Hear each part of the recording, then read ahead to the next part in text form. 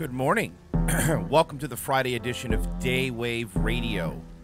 Hope everyone's having a good time. I am, because it's Friday, and I get to take a couple days off after, of course, Revenge of the Sis today. First off, thank you to everybody that supported us and told us how well we did on InfoWars. We know. We're awesome now, but seriously, that was a lot of fun. As a matter of fact, we're going to have Harrison H. Smith on today, second hour of Hippo Juice. He'll be on our show. And we won't clothes shame him or wealth shame him by wearing a suit. We're going to stay in our T-shirts and hats. We're going to stay humble, dog. So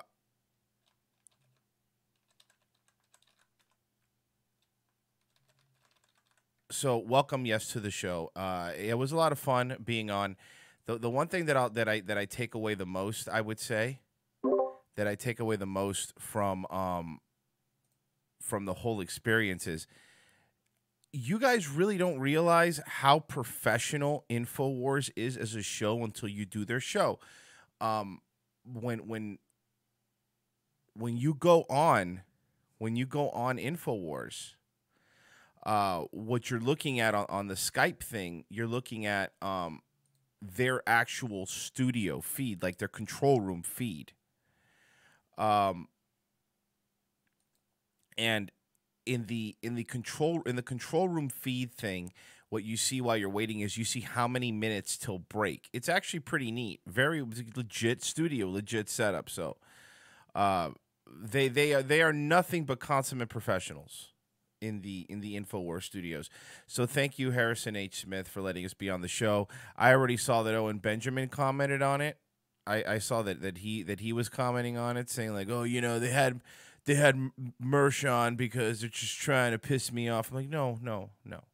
As a matter of fact, we were invited to be on that show, and because of you, before anybody even knew about you, but because of you, we weren't allowed on the show.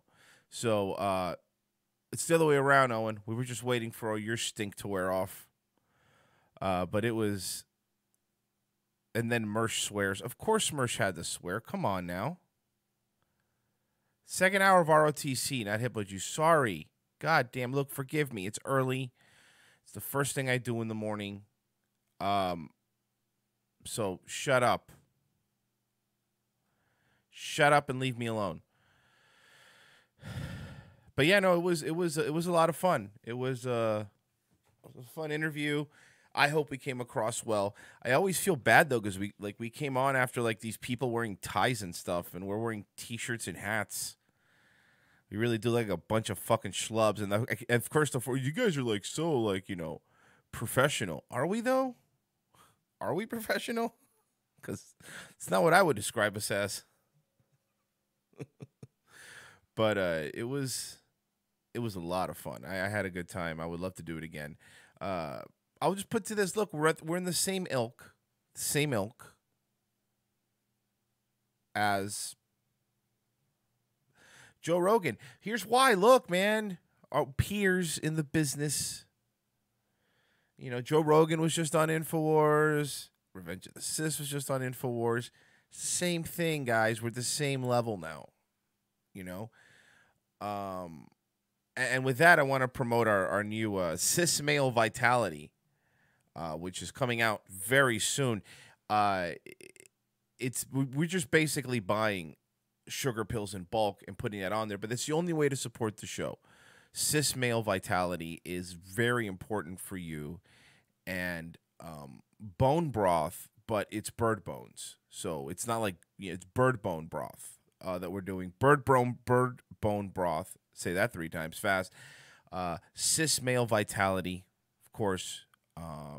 And InfoWars has a defluoridizer for their water. Our device removes the oxygen from water, so you're left with just hydrogen. You could buy that at the Revenge of the Sis store right now. It's a deoxygenator for water. You're left with just hydrogen, and you could drink hydrogen directly, which is the way really the deep state added oxygen many years ago, and not many people know that. So, you know, that we haven't really changed, you know. And Oh, look, that's another one. Ramen Shaman omega 3. No, no, no, no, no. Ours are omega 4 goldfish oils. Um, the oils are just from goldfish that have been flushed down the toilet, so it's eco-friendly too. So yes, that's what we're doing. But we haven't changed. But we haven't changed. We've never changed. Uh, but yeah, man, it was cool. Like I said, the professionalism was next level. I gotta say. I gotta say the it really was.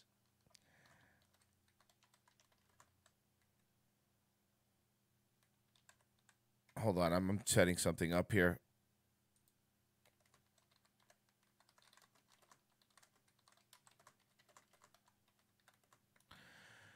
Uh, but yeah, Harrison was great. It was nice to see him in his grown up suit.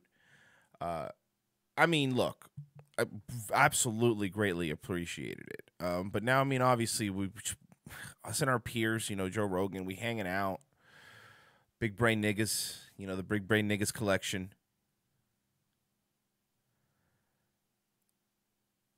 Sorry, against get a bit distracted. My cheap Colombian camp sled is online. I'm here though. Oh, good. Well, there's a lot of those though. I mean, really, once you see one Colombian camp slut, you've seen them all. Have any of these products been in outer space? They have actually. All of these products get sent into space, and they spend time in the Van Allen belt.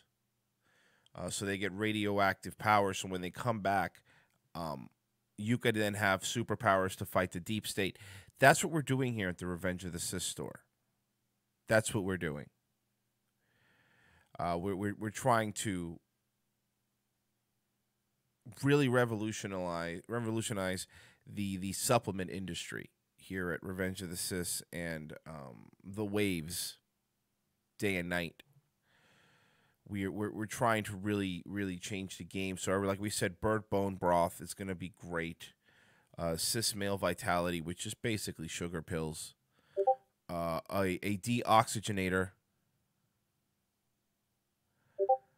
Porcelain says he's just wolfing down these egg sandwiches. See, I didn't even announce he was going to be on. I'd buy that for $1.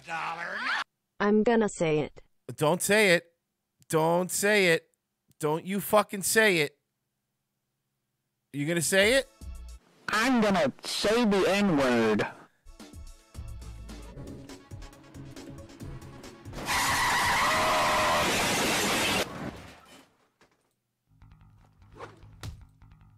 That's racist. You can't say the N-word. Not if I have anything to say about it. And I do. I'm gonna say the N-word. Mrs. Obama, get down!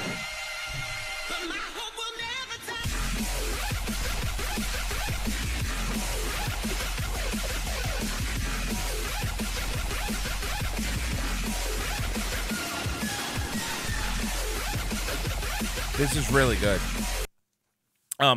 We will also be and by the way, I don't believe you, Porcelain, wolfing down egg sandwiches. You're in England, so you eat like, beans on bread for breakfast or whatever, or wobbly woos or whatever the fuck you call them over there, you weird ass shit over there. Oh, I'm going to drive on the opposite side of the road. No, fucking be American or be nothing, man. I want to hear it. But yes, people are asking: is the Revenge of the Cis supplement line have any photonic products? Yes, they actually do. We've actually have world renowned doctor and supplement maker Dr. O, who will be doing all the peer reviews, double blind peer reviews with all his photonic children. We will also be selling. Let's check this out. Normally $500, but for $495, we will be selling Snuggler One and all the Dr. O's communication time travel devices. They will also be on sale. Buy one, you get a free bottle of Cis Male Vitality. Right now, we want you to try it out. It was funny though, man, because they were playing the commercials during the InfoWars break, and we're sitting there, we were watching the feed, and we just hear Alex talking about the. And I'm like, oh no, Mike and I are just looking at each other, trying not to laugh, because I mean, we love InfoWars, and we always have, like the intro says, we have a very soft spot for Alex, but Wow, man, that like I take it. I would only give you the best fish oil. It's sourced, it's organic. I'm like, oh no, it's true. Yeah, so we have 55% off, and everything is free shipping for store worldwide. Power Belly goes, just make sure to pitch bullet ball when you go on Rogan. Look, let me tell you something. Right now, we also have a Sis Entertainment store where we will be selling tables. We will be selling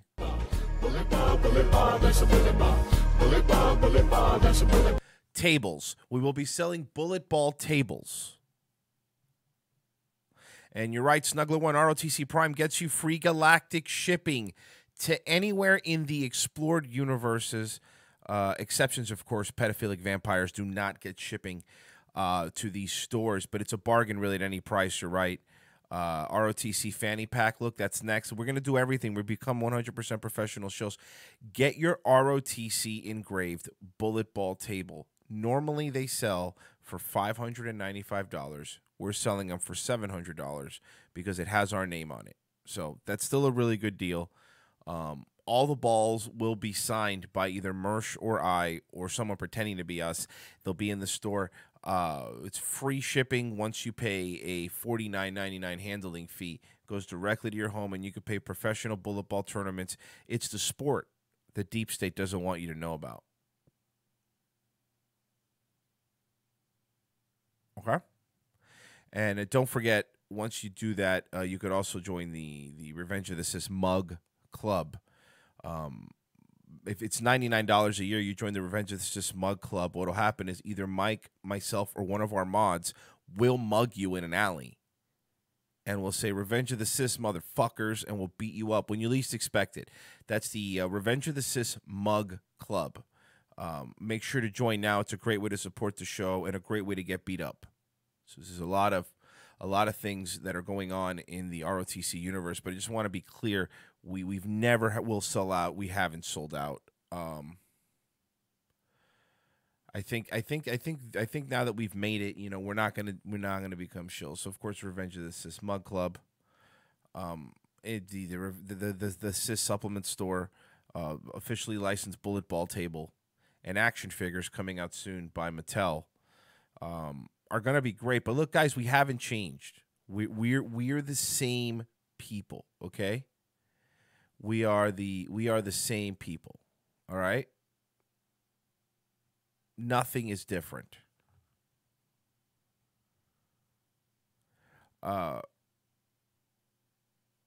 Everything is the same. Also, we want to announce that our show, ROTC, and both waves will be going behind a paywall, except on the third Thursday of every month. Every other show will be going behind a paywall. And remember, if you join the Mug Club, you get access to Tier 1. You get access to Tier 1 of the new ROTC Mug Club.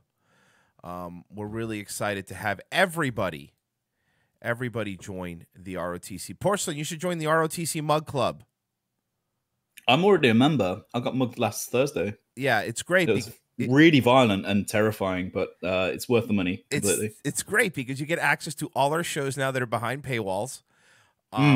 We're going to be doing subscription services only. We haven't changed though. Going on InfoWars has kept us pretty much the same.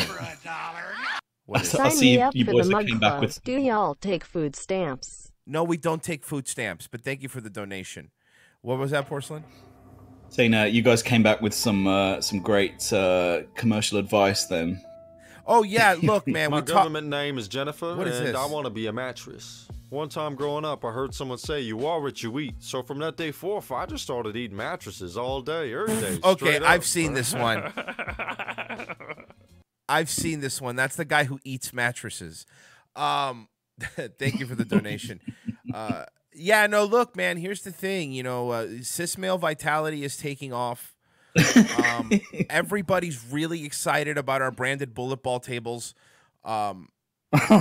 You know, we just got those for free. They were in front of that Mark guy's house. Nobody was picking. Even the garbage man wouldn't pick them up, so we picked up a bullet ball table. What's the delivery options on those things? Because that's quite a bit of packaging. Well, no, it's actually delivery is free from the ROCC sister. You just pay a $49 handling fee. Oh, okay. So the shipping is free. We split off the handling. Handling is where we get you every time. Every time we get you with the handling. Read that small print there. Yes. I just want to also announce that Porsalin's going behind a paywall too, where for $20 an hour, he'll teach you how to eat celebrities online, which isn't bad. Yeah, which isn't bad. I'll come up with adjectives about you for like $20. You'd be like, what was it, Bob? What was it? Bob Gonzo, the Bob Gonzo of fucking documentary films. Bob Gonzo. Yeah. By the way, I hope that Joe Coletta was not too unhappy. I said the civilian remark yesterday as a joke, and I don't know if like he read that I like corrected it. No, of course he got it. That's why he said the motherfuck scumbag thing. He got it. Oh, good. Coletta. Some kind of Joe Coletta beef. Dude, you don't want Joe Coletta prank calling you at 3 in the morning, calling you an N-word. No, he's fine. Of course he is. He's a big fan of Porsalin. Like I said, I have all this stuff that I've already said it on air, so I'll say it to you. But if you're doing another Matt Reese, I don't know if you are or not at any point in the future. I have like 2 hours of just unedited Matt Reese footage that nobody's ever seen because of Joe. Wow. Yeah, and not only... Yeah, I mean, I will take that in an instant. I've been kind of like starting, because as I make these things, like I'll keep an eye on the people that I want to do. So like I've got a folder on my computer with like Joe Matt 3, so in preparation for the 3rd one. And at the moment, like nothing's really happened, so I've only put a little bit in there and stuff. But as soon as that like fills up to a good point, then I'll drop the 3rd as well. This whole new thing with Joe about jumping on the still warm body of Brody Stevens, and deciding to see how Streamlabs will pronounce porcelain, and there you have it. Happy birthday, Roy. Oh, come on, man! This is bullshit.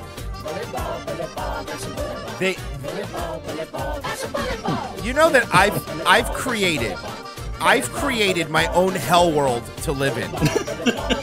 I've created my own hell world that I now live in. Okay, here's what I'm doing. I'm pausing the donations for a little bit. They're paused. Good.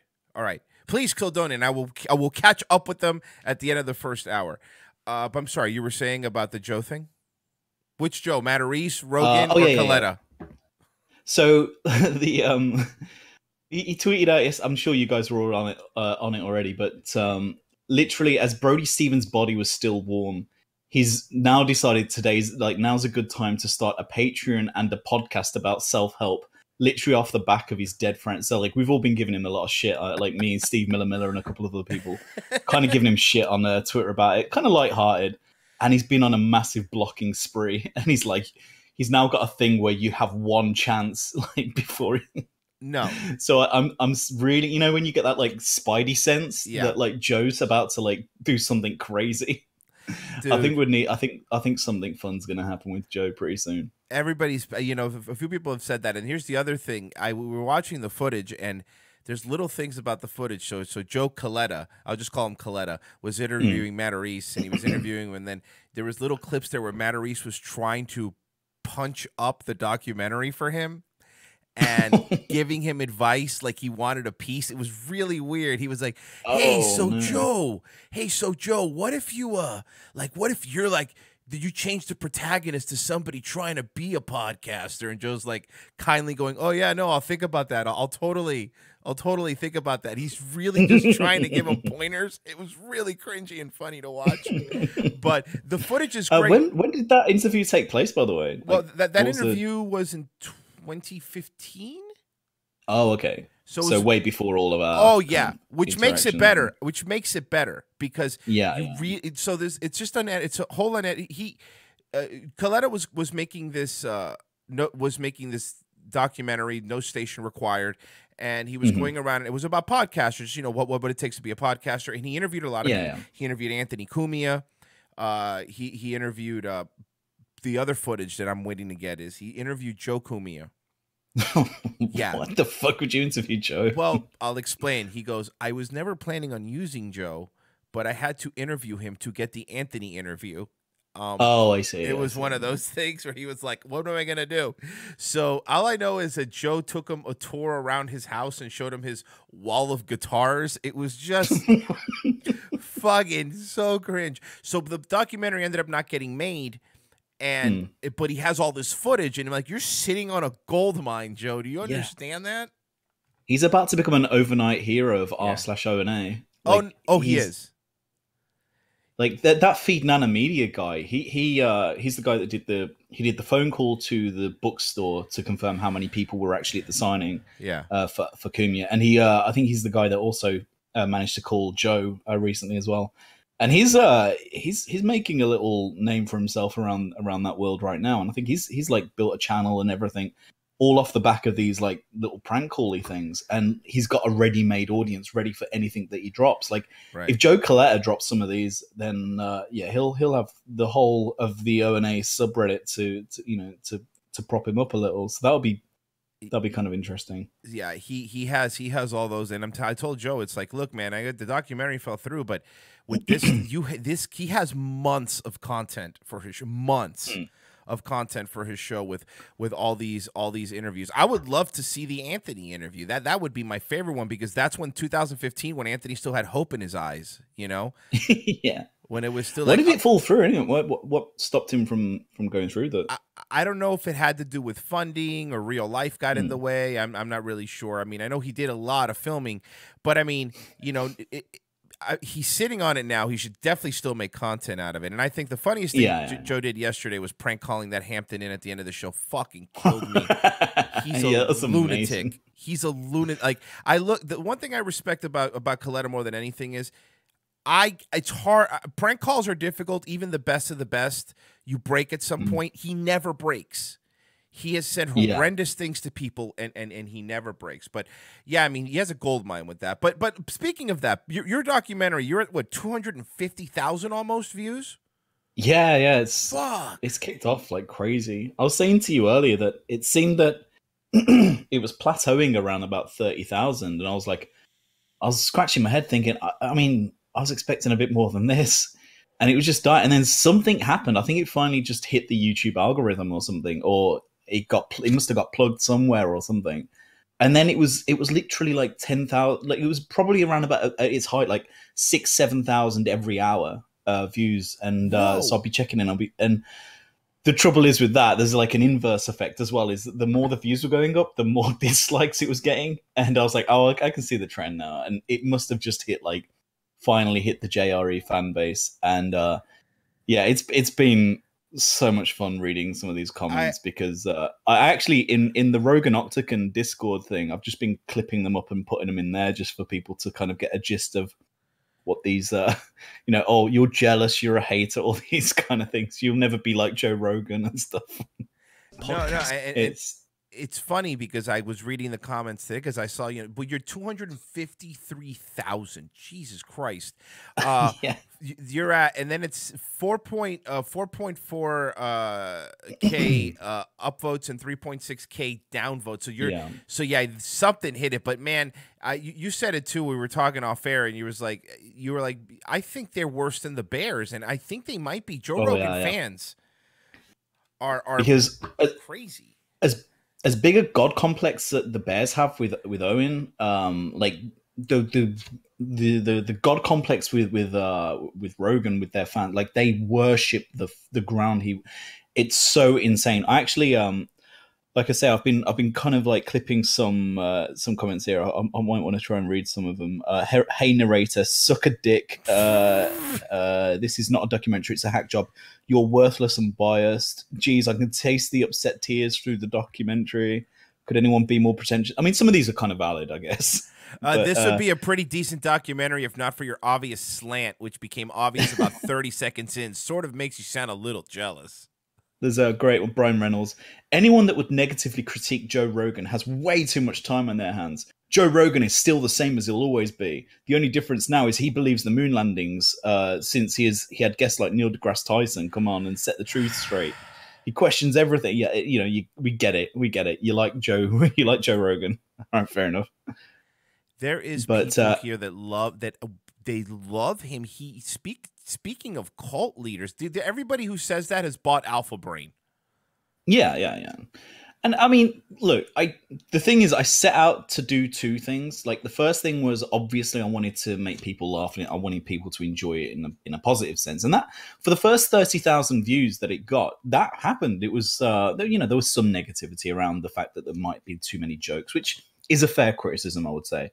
But yeah, I think up until the 30,000 view mark, the like to dislike ratio was like 90%, 90% likes, and the people that I respect talking about, like Mike David and you guys, and then the fans of this show and the fans of ROTC, had nothing but good things to say about it. So those were the opinions that mattered to me, but I knew at some point the Rogan heads would take over, and then it would just the table would flip, because we've seen the exact same thing with the Bears. Like, it was exactly the same. So one thing I learned from the Bears is that I get this sadistic kick out of like making these people spiral and get all mad and shit. And so I was actually waiting for that, hoping that it would happen, hoping that the Joe Rogan fans would swarm in and get mad about the whole thing. And then, as predicted, at the 30,000 view, then it got taken over completely by Joe Rogan fans. And yeah, every morning I wake up and just snigger at some of these comments. They're really funny. And also, like, they are very similar to Owen fans in a sense of, like, they don't really seem to get internet culture. They don't really seem to get sarcasm. They don't really seem to get humor very, very well. That, like, you get the odd one coming in saying, like, reminding people, you guys, this is in the comedy category of YouTube. Like, take it easy a little bit. But yeah, people seem to be falling into the trap over and over again. And boy, I get so much joy out of that. Dude, I think it's hilarious, and also it just helps because a lot of people think, when you have a ratio that's almost 50-50, those videos actually get pushed by the algorithm more because they want interaction. Right. YouTube just wants interaction because that's where they get their ads. But so this is this the fastest growing video you've ever had?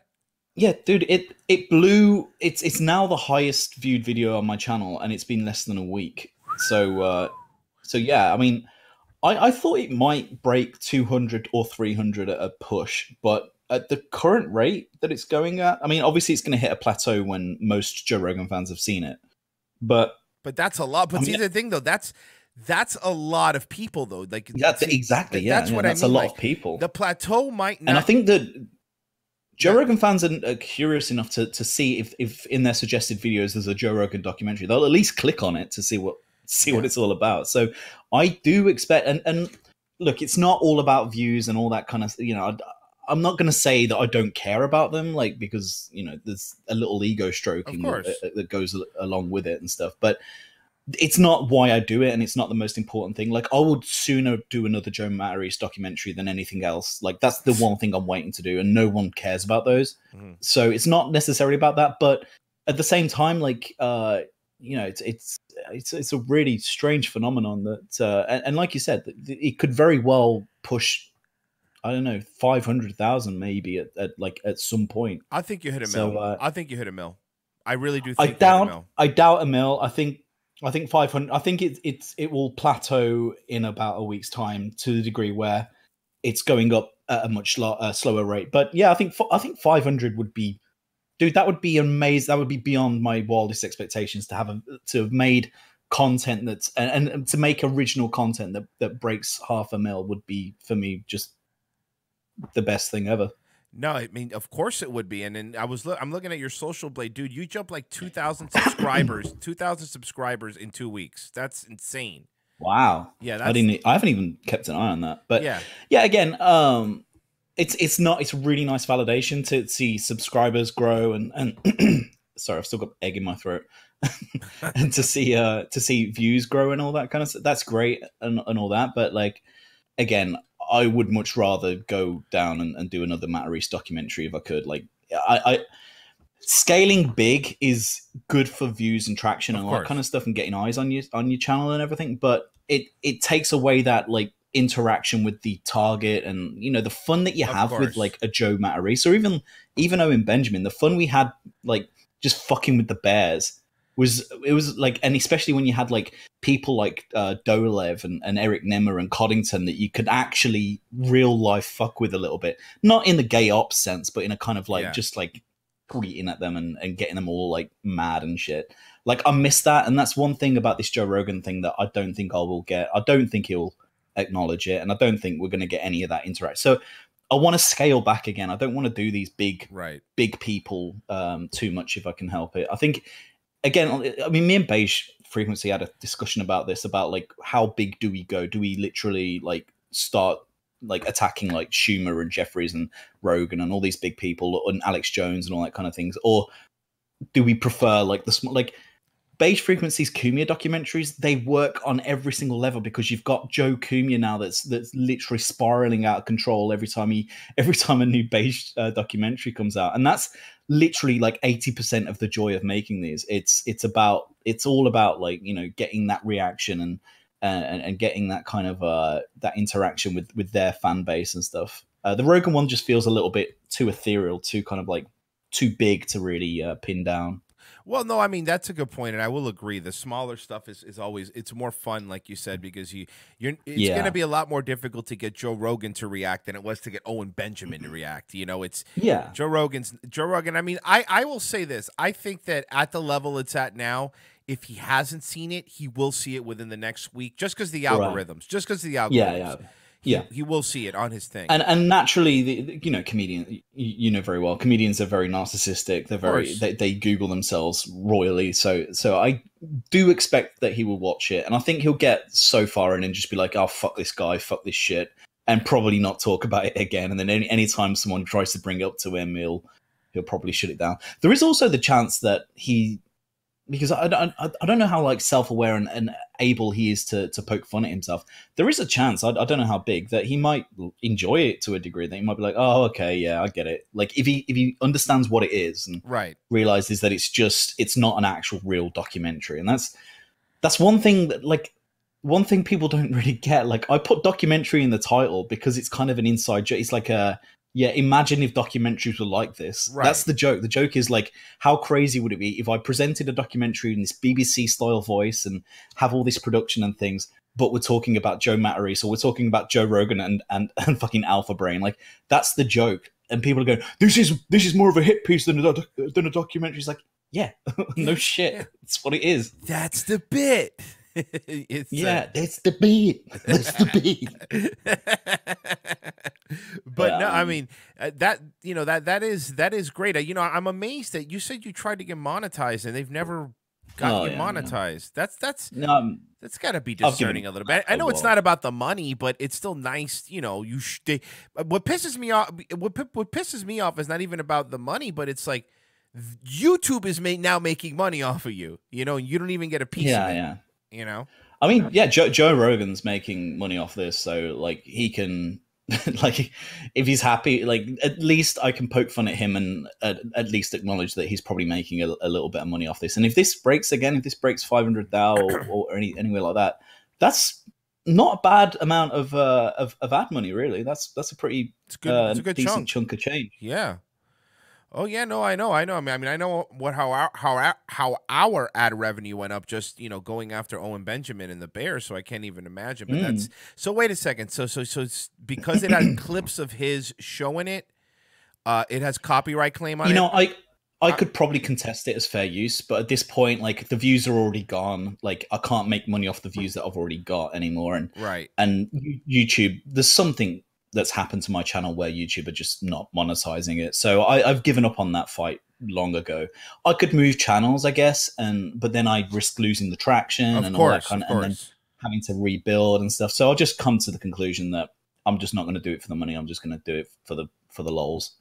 Yeah, which is again, it's great. That makes it even. I think that makes it even more virtuous in a way, in terms of the way when people try to fuck with you, they can't go, "You're just trying to make money off of my name." You're like, "No, I'm not making any money off of this. I'm literally doing it because it's funny." Like guys, I have a page. I admit I have a Patreon. It's standing at the moment of like $80 a month. That's a travesty. And yeah, that's a travesty. I appreciate that. I completely appreciate that. And people that are donating, they're the greatest people in the world. Like that, they would believe in my stuff enough to do that. That's great.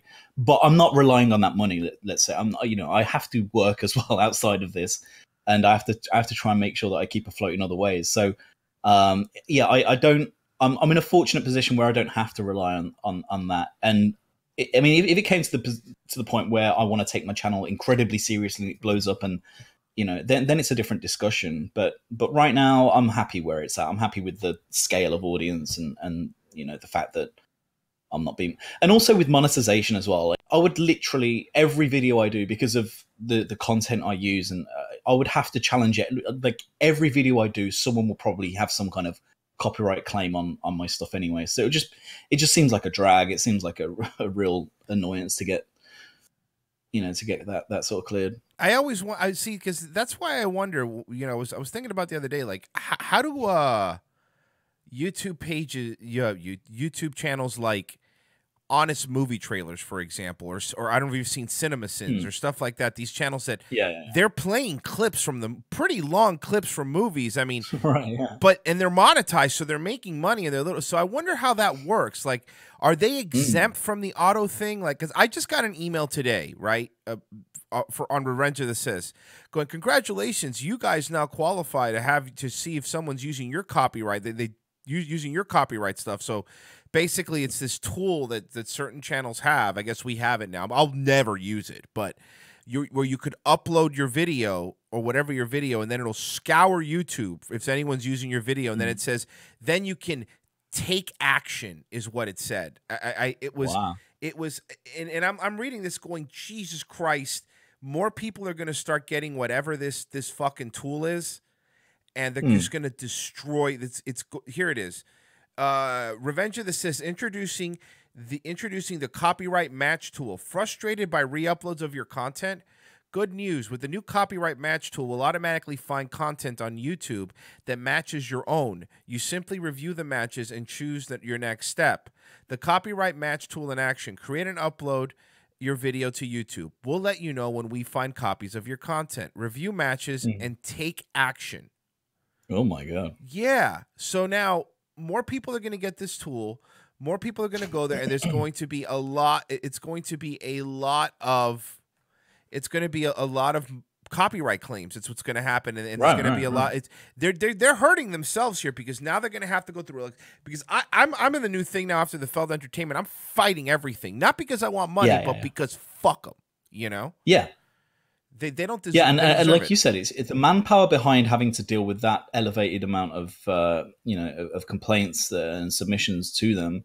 Like, I don't understand how that's really worth it. Like, I mean, I only have like a maximum of 2 years anyway before Article 13 kicks in, and I literally have to disappear off the internet forever at that point.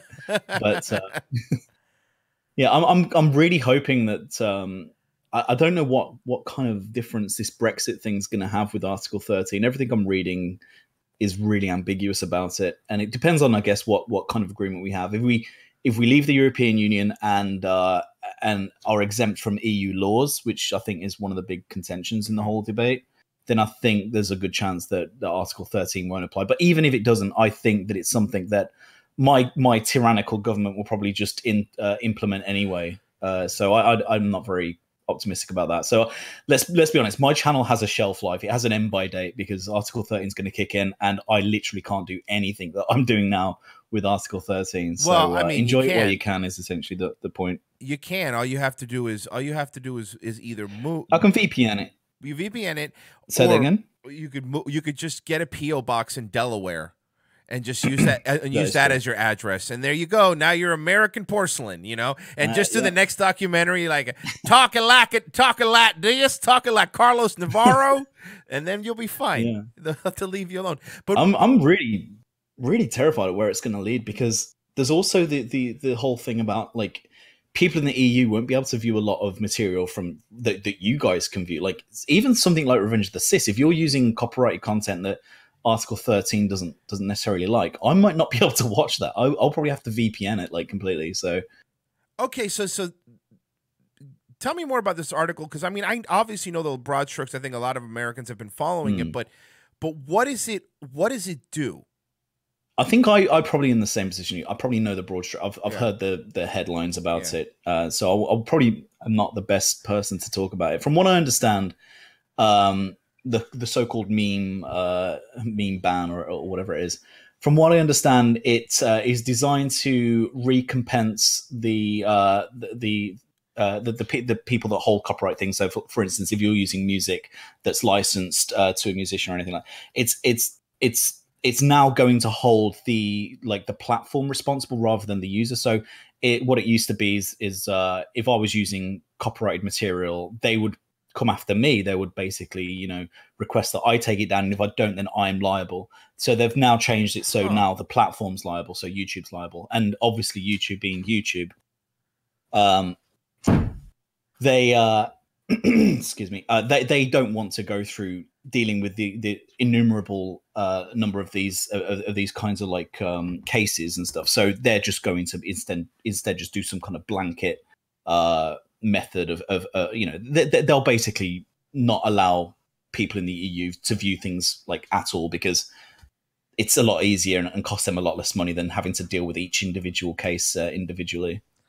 Yeah, no, of course, but then that makes you wonder if YouTube's going to change their platform all over, because it's easier for them to change their entire platform than just have YouTube for Europe and YouTube for America. You know what I mean? Like that's the more concerning thing, is and of course, like you said, cross platform. What if we here's a perfect example. What if, and I know it's just a hypothetical scenario. What if you and I decided a year from now to start a show, the Porsalin and Royce Show? You're in the EU, I'm in America. We have a YouTube channel. Who would govern it? Will we have to follow? You know what I'm saying? Like, this is a really weird. Yeah. It's a really weird, murky territory they're in. Yeah, I think in that it would very much depend on whose channel it is, I guess. Right. So yeah, so if you own the Gmail account and the channel, then I think that will be okay. But otherwise, I think it's probably going to be a divided thing, and it might be whether or not YouTube might just give up on EU altogether, or might create like a YouTube EU version where they kind of where it's completely filtered down, and where maybe they'll do that, or maybe they just will think this isn't even worth it.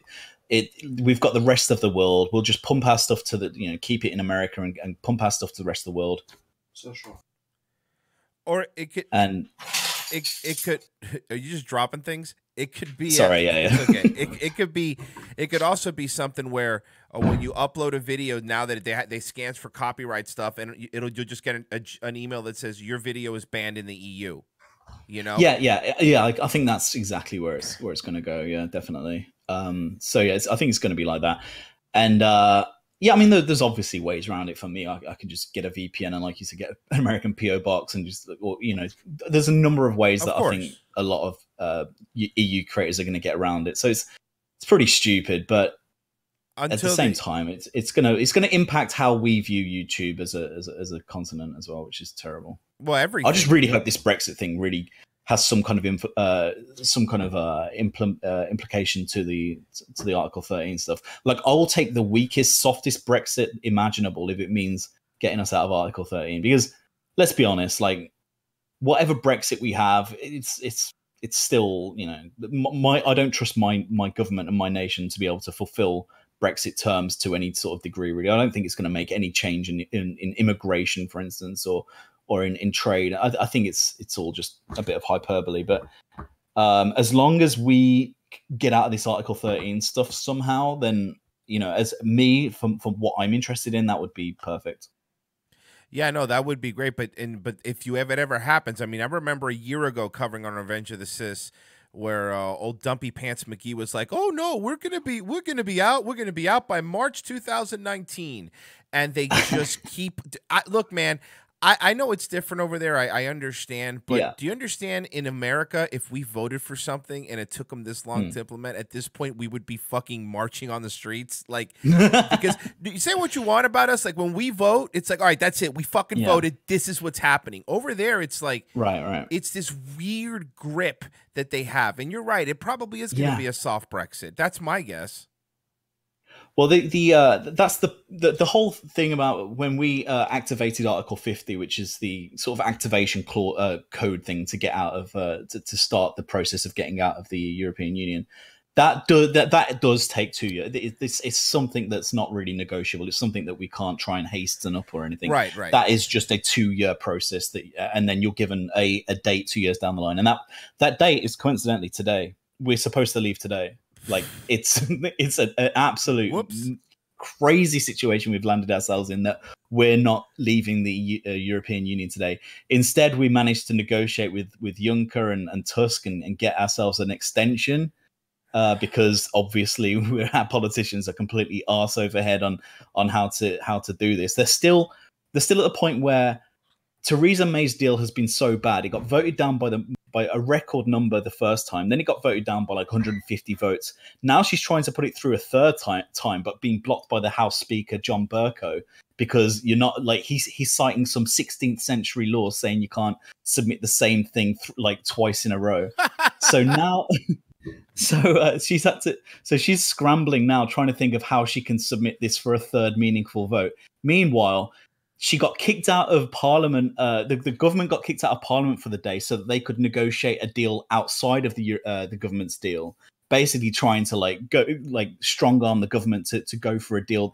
And then they ended up coming up with 8 deals, all of which had no majority. So they didn't have a fucking clue what they were doing as well. The government literally are trying to submit the same deal for the third time, despite being voted down by record numbers the first 2 times.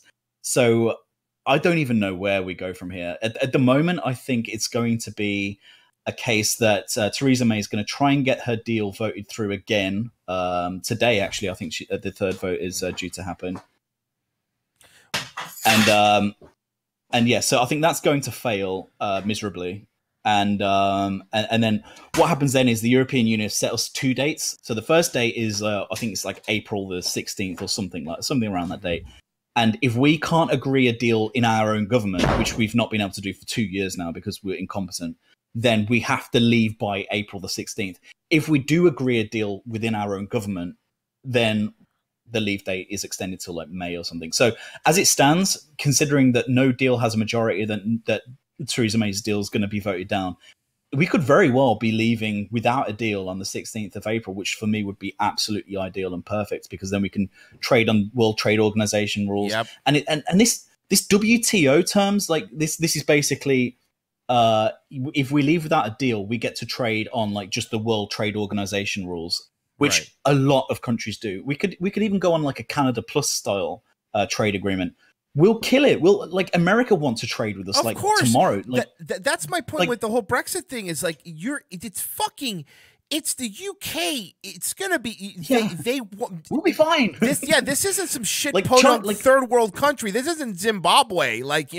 No. People are immediately going to jump on and trade. Like, I don't know why everyone's afraid of this no deal Brexit. No deal Brexit is fine. As a matter of fact, you guys in Germany were propping up the EU. Like, you know what I mean? It's ridiculous to me. We were like the EU's wallet, because we were importing, like, I think we're the biggest importers in the European Union. We're the biggest buyers in the European Union, essentially. German cars, we're the biggest buyers of German cars, French wine, all these, a lot of these. And so we've got German car manufacturers that are basically up in arms with Merkel and their government, saying, don't you fuck up Brexit because we need Britain.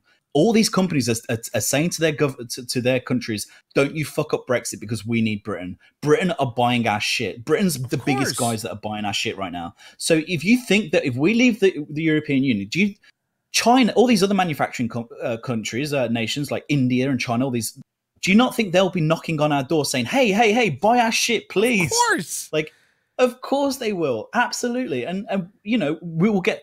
the good thing about that is that we get into a reciprocal agreement where we're like, okay, we'll buy our shit as well. And then we become exporters. We can start manufacturing again. We can start all these. At the moment, we have to trade at the same rate as every other European nation. That includes shitholes like fucking, name whatever fucking Baltic country that you can think of. All these shitty, no money countries. We have to trade on the same terms as those. So we're in a really unprivileged position here. Let's get out of the European Union and let's unleash our ability to trade with the rest of the world, and let's stop vilifying this no deal Brexit like it's the worst thing that could possibly happen. It's liberating. It's fucking liberating, and it's maddening to me that we're not seeing that. And yeah, it's going to end in disappointment. I know that. I've set myself up for that. But there is that hope that the 16th, or I think it's the 16th, wherever in April, that we are so incompetent. And our government is so I'm relying on our government's incompetence to do anything, because by the 16th of April, it will be too late for us to do anything. And the European Union will at that point legally have to let us go, unless we agree another extension, which is not beyond the realm of possibilities as well. So yeah, essentially, I'm really hoping we're as incompetent as I think we are. That's a sad position to be in, but at least look on the upside. At least you need a license to have a TV, and knives are illegal, so you guys are set. Oh, and porn as well.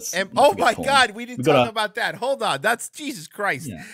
So many things have happened because of the Brexit stuff and all the other stuff. That has kind of it's kind of gone under the radar a little bit. I mean, of course, a couple people covered it, but yeah. So now to view porn over there, you need to get, what is it, a porn key or a porn password? You have to like, if you visit Pornhub or any of these places that I never go on, you have to provide information that you are over 18. So they will have like each individual porn. I think it's up to the porn websites that they are legally now compelled to request like your driving license or your passport as proof that you are over 18. So you're now giving away every detail of your national existence to these shady porn websites, which can't possibly be a bad thing. And then I heard if you have to buy a porn pass at a newsstand or something. Oh yeah. I've heard about that. I don't know. The only part that I read was the fact that you have to provide your identification to porn websites. So you have to, when next time you're on Pornhub, you have to scan your passport and send them a PNG of that or something, which is really nice because that's exactly who you want to have all of your information.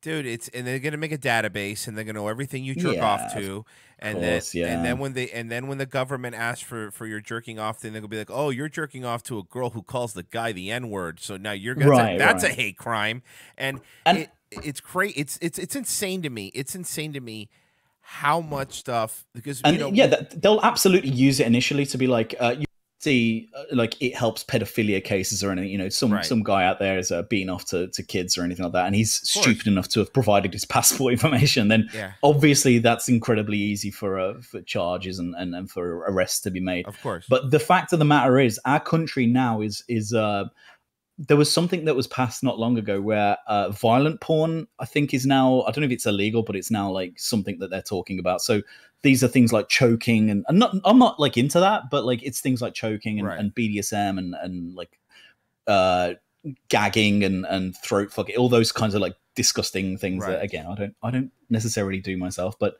I don't judge. Like at the same time, there are some very, very like nasty, naughty girls out there that enjoy gagging on a fucking 12-inch thing. It's like, and there are probably some men that enjoy that shit. But our government are becoming incredibly, especially with Theresa May, it's becoming incredibly, puritanical in the sense of what. And it's all these things of like, oh well, it helps rapes, because rapists start by watching gag porn, or rapists start by watching throat fucking and choking and it's like, well, I don't know about that. I think rapists are just psychologically broken people that want to cause pain to other people and get off in the easiest way possible. I think that's more likely what that is. Yeah, and in most cases, rape is even more about power than it even is about sex. But that's the reason. That's why they say, oh, just castrate pedophiles. It's like that doesn't work. Like it doesn't work. Well, Isn't it Malaysia or Indonesia that are actually doing that now? Oh yeah, they don't give a They fuck are over there. Yeah, they don't care. chemically castrating pedophiles. They don't give a which fuck is brilliant. over there. But you know, But the worst thing about this this Brexit thing and Article 13, how they both relate, and I sent a tweet about this the other day, and when Article 13 passed, again, Article 13 passing should be probably the biggest news in Europe, minus the Brexit stuff. It should absolutely be the biggest news in Europe because it's a complete and utter overreach of all, like, any freedom of yours. It's a massive overreach of and also there's even if you're pro Article 13 and you want to stand up for the for the people's rights to not have their copyright infringed, even if you like that, you've got to at least understand that there's a massive debate here about how a technology as big as YouTube, and not just YouTube, Facebook, and all these things, about how these are going to change forever. And these are things that everybody in the European Union zone, they use every single day. They use Facebook, YouTube, all these kinds of things, and these platforms are going to change forever. And the day that it passed, I went on BBC News, I went on all of the regular sort of like British news sites. Not one fucking mention. In fact, the BBC News, you had to go to technology to find the news of Article 13 passing. And I started scratching my head thinking, maybe our government-supported BBC network doesn't necessarily want any negative attention on the European Union right now, because people might look at that story and go, hang on a second, European Union, they're overreaching a little bit here, aren't they? They want to do what to my YouTube? And the negative reaction of that from British people that are in the midst of a second referendum potentially at some point, that would be massively damning for a second referendum for Remainers, because people will look at that saying, well, the European Union wants to take my YouTube. Fuck them. I'm going to vote leave. So it's just the BBC and all these other media companies, they're all in on this Brexit lie. They're all in on the whole thing. To the point of literally burying the most important technological news probably in the European Union's history. Well, it's the other thing is that, think about this. It benefits the news companies because they get to protect their copyright in better way. You know what I mean? Yeah. There's going to be less clips of CNN. There's going to be less clips of BBC. Didn't even think of that. Yeah, that's a really good point. I did not even think about that. The media wants this. They want it bad because right now, remember, these news organizations up until Trump was elected, I'm sure you remember, every story, not even here, but over there too, every story was like, media is dying. The newspapers are dying.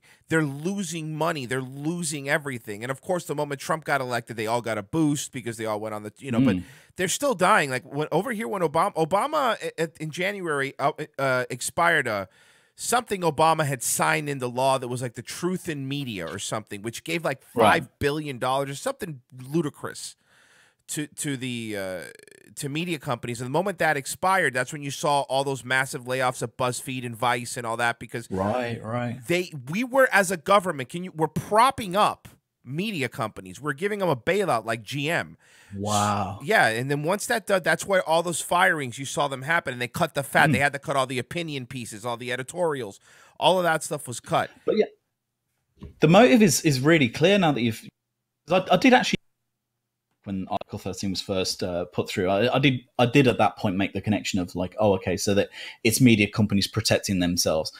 If could you imagine if Article 13 had passed at the time of this whole Russia Trump gate thing, like then the amount of channels and the amount of content out there that exposes the media's hypocrisy would dwindle to next to nothing, because everyone that wants to maybe like show clips of CNN in a really bad hypocritical position, suddenly they would now be in a copyright kind of loophole where they need to get permission to play those clips. And that's a really great way of controlling the narrative and to actually not necessarily control it, but to shrink it to such a degree that it's not this massive noise. Because these media companies must be completely aware that everything that they're doing, there's a bigger force in the likes of YouTube that are completely countering their message. And so what better way than to pass some kind of thing under the guise of copyright, where you can now protect the things that you say, and you can now not have that shit rubbed in your face, and the opposition is kind of opposition to your point is shrunk to the degree of where no one can actually even post clips of what you say. So yeah, it's absolutely a protectionist kind of move, and I think that the European Union are doing it first. I would not be surprised if there are interests in America right now looking at it very keenly and thinking and trying to see just how it works out and to see how it is, you know. I always think that there's a lot of things in the EU that will eventually down the line be rolled down, and maybe the likes of America might. That's might what I think said. about, I've said this before. I've said this. It's funny you say that because I've said this for a few years now. I go, the EU is the test kitchen. A litmus test. Yeah, exactly. It's like, I live in Orlando, right? In Orlando, we have anything you could think of that's like a test restaurant or test this or test. It's in Orlando because we have such an influx of so many different kinds of people because of Disney and all that. That you get if it works here, it'll work other places. So we get, that's what the EU is. They try. That's what I tell people. People over here are all like, "Oh man, those fucking losers over there. Look what's happening to them. That'll never happen here. Bump stocks are gone. Oh no, that won't ever happen here. You can't talk about Israel. Oh no." And it's like, it's happening here at a slower rate because every lefty here, all they ever point out is, well, look at Europe. Look how great Europe is. Europe is doing great. And it's like, and if not for your constitution, I think it might be happening at a similar rate. I think that you're right. Yeah, I think there is the idea of the testing in Europe that's you know, anything that works over there for what the quote establishment will absolutely be like, if it works over there, and if you're suddenly seeing in Europe the, you know, opposition to media just falling to next to nothing, and also you're seeing that people aren't really up in arms about it. Because they aren't right now. Like, no one cares about Article 13. I ask my friends, they don't even know what the fuck it is. Literally, there's no information about Article 13. You have to hunt in, like, most people get their news from you know, a BBC website or you know, newspapers or things you see on television. There's nothing about Article 13, literally nothing. And it doesn't help as well that it passed at a time where Brexit madness is at a massive height. But it's been buried so well that no one knows what's going on. And so, yeah, I think America are really going to be looking at this very keenly. And when I saw Metica doing his massive celebration stream, it made me laugh because the naivety, and like, I get it, yeah, it's all just memes or whatever, but the naivety there is completely rich. Yeah, you know, and also that's something that I saw that they quote unquote fixed in the Article 13. Memes will be exempt, they said. No, for real. Memes. I mean, I don't know where they're going to put that line though. How are they going to work that in? I don't know. I don't like it. It feels like this copyright thing, this Article 13, this copyright thing. This has nothing to do with, because you always say the people. We're helping the people. This has nothing to do with the people. This has nothing to do with the bigger. Look, I always give into this. There is a big issue with China. And they have no copyright law. They steal everything. You could buy an HD version of Avengers before it comes out in China on a DVD. So that, I get that, but this has nothing to do with that. This has to do with everyday you, me, like you said, somebody wanting to make an auto-tuning Donald Trump or making fun of Rachel Maddow or something like that. You can't do that now. You now have to ask, like you said, you have to ask now the people that you're mocking. Can you imagine if every one of the documentaries you did, you had to ask permission? Like, hey, Owen, is it okay? Yeah. Like, that's what this is now. Now you no longer can question the overlords in any way. You can't. I'm not just I was on InfoWars. I'm not. I got the documents, but you can't. Like, you can't. You know, for Alex, for as crazy as he is, for some of the stuff that even I admittedly laughed at, you start going, well, wait a second. Is this really happening? Because, I mean, I'm sure you've seen the tweets of the police forces over there that if you do say something on Twitter, they'll show up at your house. Like, they'll show up at your house and be like, hey, what did you say about Muslims? Like, whoa, what? I just tweeted a joke. Yeah, exactly. Like, I mean, the police stuff on Twitter is a whole different argument. And it's getting stressful to live it. Like, maybe I could just be one of the, you know, the blissfully ignorant and just not think about this and just kind of, you know, just do whatever. But like, I'm tuned into this world, so it stresses me out like massively to the point where I just want to leave this fucking place. I really do. I've got like no, and I'm a patriotic person. I love my country. Like I love our history. There's so much.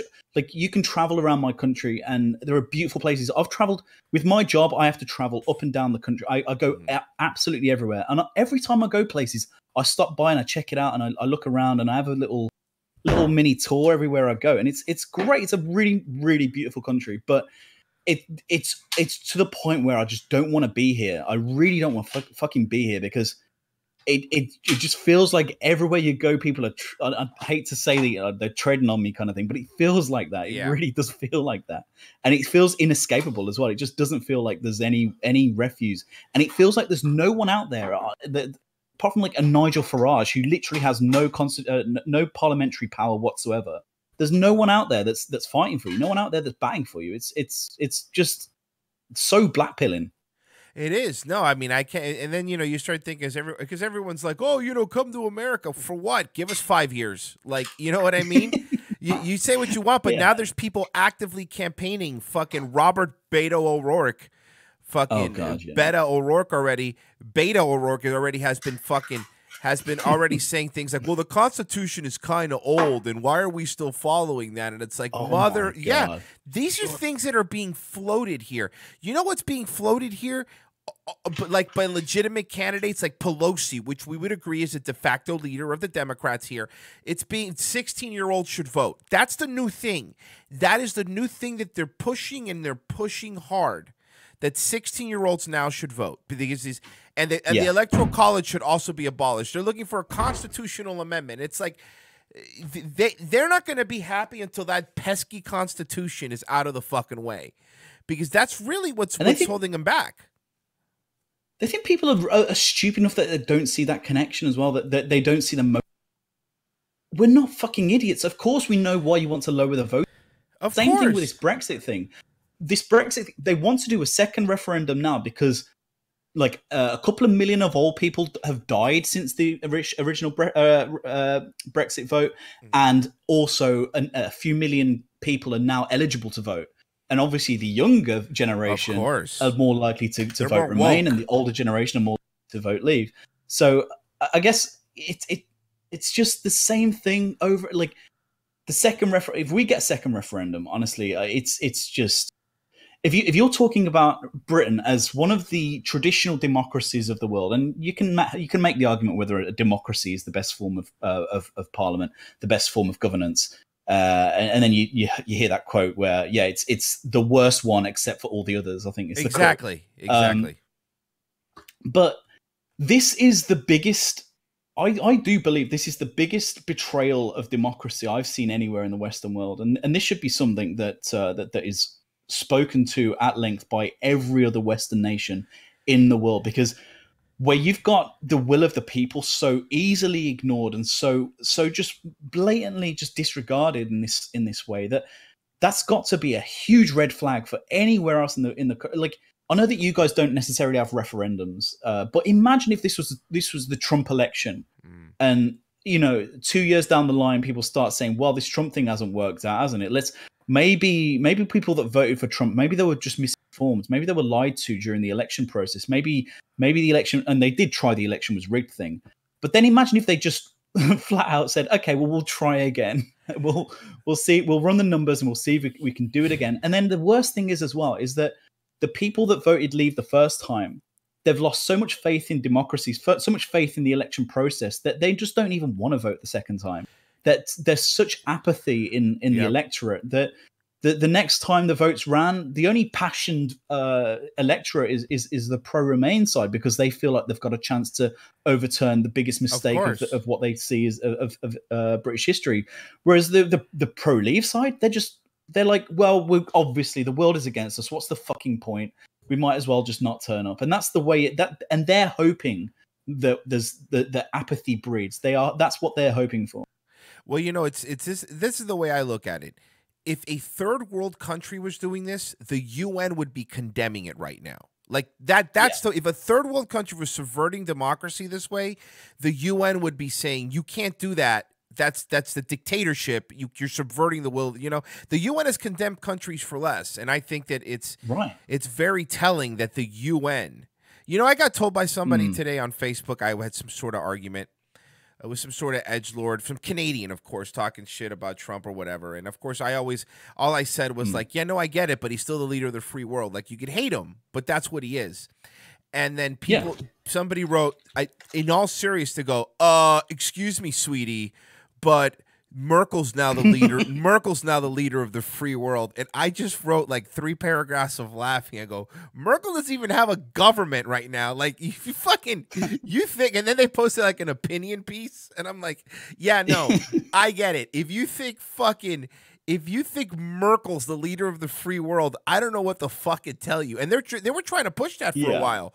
A little bit before, right after Trump got elected, there was articles everywhere. Like even the Washington Post had an opinion piece that said, you know, Angela Merkel's now the leader of the free world. And then fucking fast forward 2 years later, and she's like, she didn't have a working government for 3 months. Like, you know, fucking mess. She had to give in, and she had to go, all right, fine. Because, you know, their system is different. And if there was like, all right, fine, you know, we'll stop immigration. We got to stop it. It's like, oh, yeah, cool. Now that you've ruined the country, we'll stop it now. Yeah. Now they're already here. Let's stop, because, you know, we've got enough here now that they'll outbreed the rest of us in, you know, in a few decades, and it will all be fine. We've achieved our goal anyway. So, we'll turn the tap off now that the house is already flooded. I'm not a white nationalist. I'm not, obviously. You are. You're a neo-Nazi. I've heard somebody famous say you're a neo-Nazi.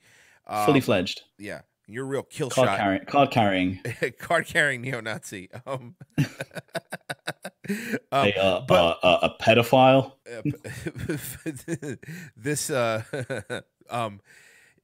I'm not a white nationalist in any way, but I remember as a kid growing up, and I don't know if it was the same over there for you, but at least for us here in the States, it was like overpopulation is a big deal. We have to have less children. I remember growing up hearing that during the Clinton presidency, like, you know, overpopulation, you know, we have to stop having kids. And it's like, that's what happened here in the US. Birth rates of white birth rates are down. Statistically speaking, this is true.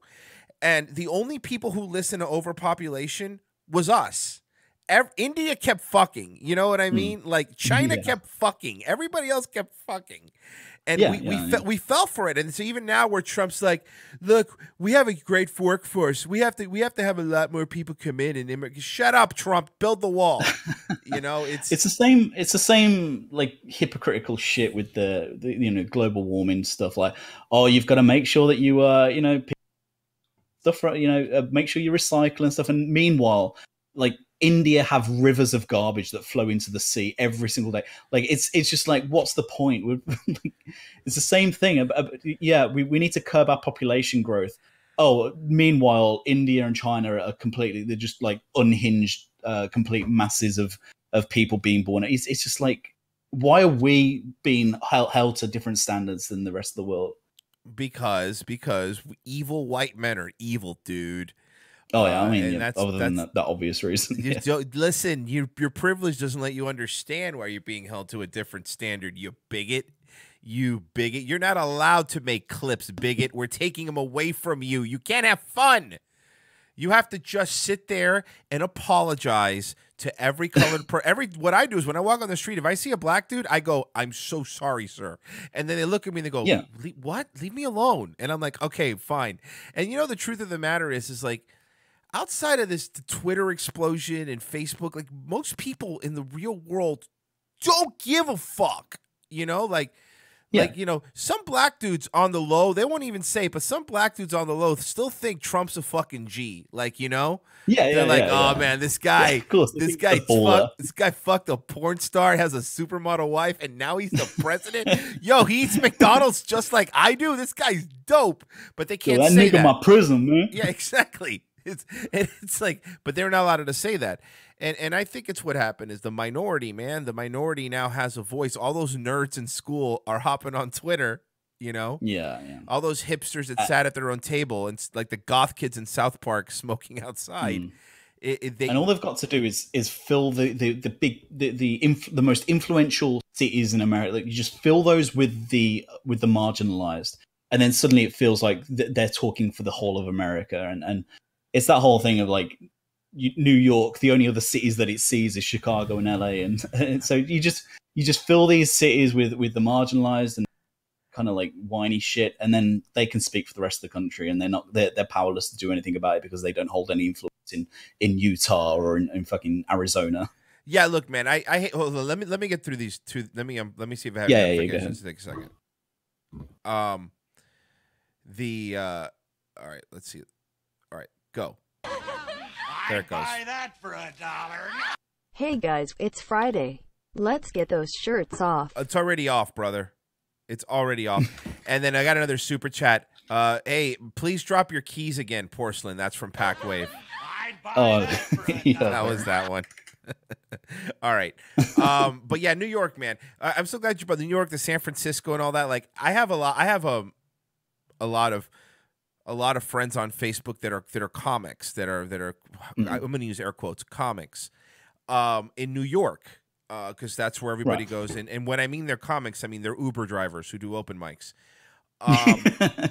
And Yeah. all I hear from them, and they're uber liberal, like, I mean, next level lefty AOC loving liberals. But all I hear is like, oh man, the subway's broken again, the MTA's broke. Oh, you know, it costs like $4,000 to live in a closet in Midtown, and it's like, yeah, no, I get that, but then their worldview is that they think that millennials can't make money, and it's like, yeah, you can. The people who write those articles like millennials can't afford a house, they can in Texas. They can. Yeah. In Florida, they can. In Montana, you could buy a fucking 3 acres for nothing. So you can. The problem is you don't want to leave these fucking weird liberal meccas. You don't want to get out of that area because, you know, I tell people, it's like, I always talk to people like my wife's my brother-in-law, he lives in San Francisco, but he has to for work. It's where he lives. And I asked him, you know, how much is it for like a 2-bedroom house over there? And he's like, oh, it's like 900,000. I'm like, what? I'm like, do you understand? In Florida, I could buy almost Tiger Woods mansion here for that. Like, what the fuck are you living there for? I always tell people, and it's like, and there's less of an excuse because, you know, it's true. A lot of people used to be like, well, you know, for work, I have to live here. Look, man, most jobs you could do from your house if you really wanted to, like, you know, from a laptop. You don't have to go to but it's like people live in these cities that make them victims. And you're right. Then they think that Joe Schmo in Wisconsin's living that life, and he's not.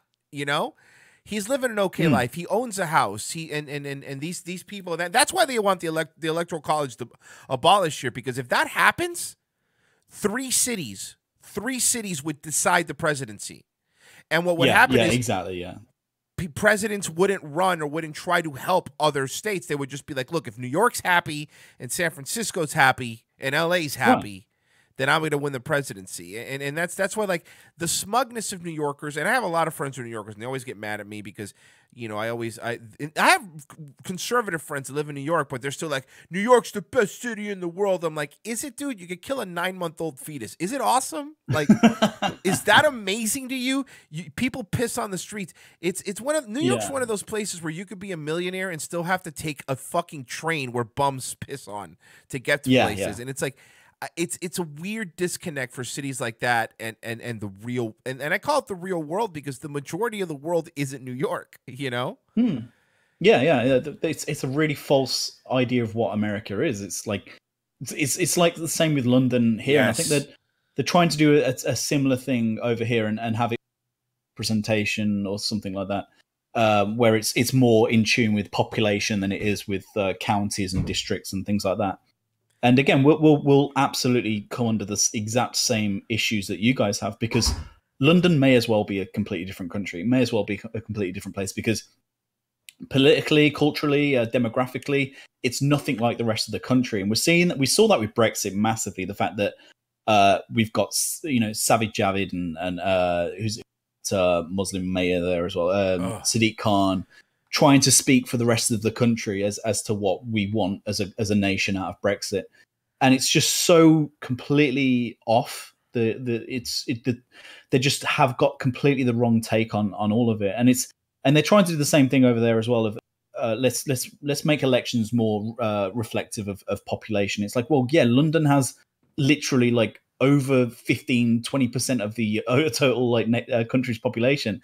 It's very, very easy just to keep Londoners happy and maybe one or two other metropolitan hotspots, maybe Manchester and Birmingham or something, and then just ignore the north. Just fuck the north. Like exactly. Who cares about like Yorkshire and Middlesbrough and Sunderland? Like, who gives a fuck about those if we've got enough people already to elect whoever the fuck we want? So yeah, it's that typical. I mean, it's, you know, I'm not breaking really any grounds by saying that, but it's the typical divide of you know, metropolitan places and the suburbs. Yeah, it's fuck the north. It's like Game of Thrones, except all the swords are illegal. It's like that. It sounds great. Yeah, it's Game of Thrones, but and you know, I think spoons. I think that's a good point, because you're right. Because I'll tell you, over here, and I have quite a few friends over there, and they say, yeah, man, where I live, it's nothing like London, and you hear that a lot. I hear that a lot. It's like people think that. Because people think that the rest of the country is exactly like Sadiq Khan's nightmare hellscape that he lives in, you know, and it's like, you know, it's not, and it's unfair. Like, it's the same thing. Like, most people think America's New York, you know. It's not, you know, it's not like that. But you know, I think the worst part is because for you guys is because of the shit that goes down in London, the rest of you get imposed these fuck all laws. You know what I mean? Right. Like, you know, I can't imagine that stabbings are up in London. You know what I mean? I can't imagine. Yeah, it's an absolute crisis at this point. But that means a farmer that's fucking 500 miles away can't have a knife. You know what I mean? Like, it's this weird thing that happens where it's like it happens here, it happens there. It's true. These big cities, whatever happens there, the horrible things that happen there, everybody else pays for them. Everybody pays for them. Yeah, it's everybody 100%. else's fault. And it's like, come on, man. Look at 100%. Look what happened in New Zealand, dude. The New Zealand thing is a travesty. The shooting was horrible, obviously. Man, that was brutal and it was wrong, and I've said it. But I am so glad we have a constitution here, because to see what New Zealand did, how they passed these laws so quickly. And I'm not talking about the gun laws. The gun laws were overreactionary and dumb. That's whatever. That's side B. But the fact that they arrested somebody for sharing the video and he could get up to 10 years in prison, like, that's the stuff where I'm like, wait, what? Like, and they were they Kiwi Farms, fucking 8chan, 4chan, you can't go to them on that. Well, you can't go to them if you're in New Zealand at all. You saw that they asked Kiwi Farms for the IP addresses, and Kiwi Farms told them to go fuck themselves. They really did. They literally said, "Go fuck yourselves." Like, no, we're not giving you anybody's IP addresses. And dude, all the women that were wearing hijabs on the news, did you see that? Oh my God, that made me so mad. I was cringing at it. Yeah, I mean, that is it a prime minister in New Zealand, I think? Who used to be a DJ. Yeah, prime minister used to be a DJ. Yeah, that prime minister, I mean, Jesus Christ. I thought it was bad over here, but the extent over there of the overreaction, first of all. And then, you know, it's an easy thing to make that parable of like, oh, well, if this was if this was a Muslim, then you know, there wouldn't be all this outrage, and it's, but like, it is obviously factually true. Of course. Like, when you know, I live in a country that's been the recipient of many horrific attacks by Islam, or on in the name of, and the first response every single time to those attacks were, okay, we need to be conscious of the negative reaction towards Muslim communities. And on the face of it, that's a reasonable thing to say. Like, I think it's inappropriate to say that, you know, as like hundreds of teenagers are laying dead at an Ariana Grande concert in Manchester. I think that's really an inappropriate response at that time. But it's still, as a sentiment, yeah, it's true. Like, there probably will be a negative reaction against Muslim communities as a result, and we do need to watch out for that. Absolutely true. But not once did I hear anyone in New Zealand say, "Oh, there's going to be a negative reaction against white people." Like, and I'm not a nationalist at all. And obviously, what happened in New Zealand, as you said, really I was about to say terrific then, but It's really terrific. terrifying, awful things that went on. But never once did I hear people say, okay, well, we need to guard against the opposite negative reaction. And also, like, there was no hashtag not all white supremacists. Of course. Not all white people, not all 4chan posters, or there's none of that. It was just literally the first chance they had to make this a bigger issue than it was, because essentially it was one fucking guy that spent a bit of time on 8chan and had whatever politics he had, and he was obviously insane. You have to be insane objectively to do shit like that. That's a very good point. The spent time on 4chan and spent on 8chan and spent time. How come when these killers spend time on Twitter too, they spend time on Facebook? It's really weird that Twitter and Facebook aren't vilified. People have written their manifestos on Facebook, and Facebook doesn't get villainized. And they've written their shit on Twitter, on Periscope. These companies, YouTube, dude, there was videos of the YouTube shooter. She was all her videos up. They don't get vilified. But 8chan and 4chan and Kiwi Farms, it's really weird how the outrage is selective for these smaller sites that aren't, kowtowing to whatever political, belief they're telling them. Well, it's the whole thing. Why miss out on an opportunity? Yeah. As cynical as it is, there are people making, or at least having those discussions. As soon as something like this happens, it's like, okay, where are the opportunities for us as to perpetuate whatever messages we want? Okay, well, first of all, this guy was on 8chan. 8chan's a known. 4chan especially was it really helped Trump get into office, and it really helped perpetuate a lot of the things that we don't really like over here, kind of thing. Okay, we'll go after them. What else can we take? What else can we take an opportunity to maximize? Well, the guy clearly anti. He's very anti-Muslim. He's very anti-immigration. He's very anti-diversity. Okay, let's magnify the fuck out of that as well, because that's that will play into our message as well. So it's this whole thing about, and I know I'm really not saying anything new here, and everyone's already made these distinctions already, but it really is just a case of, like, anytime something like this happens, it's how can we maximize the optics to favor us. And it's exactly why every time you see the Nice lorry driver stuff or the Bataclan, it's a completely different set of messages than something like this. And also, of course, you've got to look at the frequency of these events as well. How many other times has something like this happened where it's a white supremacist walking into somewhere and causing this amount of? It's incredibly rare, and I'll even go as far to say that, like, Islamic terror attacks in the West are statistically rare, but far more common, way more common than something like this New Zealand thing. Far more common, and yet we're having completely different conversations as a result of both of them. It just seems to me that we should be having the same conversation, and the conversation should be that people there's a tendency for people to have ideologies distorted to the degree of madness, and we've got to guard against that somehow. I don't know what the fuck to do about any of these sorts of situations, but I don't think these grand sweeping things help at all, really. I don't think that's the case with the Islamic thing as well. I don't think it's a very helpful thing to, the minute a terrorist attack happens, for people to brick mosque windows. I don't think that. Of course not. Yeah, I don't want mosques in my country necessarily. I don't. Well, not within reason. I don't want the. I don't want the. Walk it back. That way out of context, by the way, but. Yeah.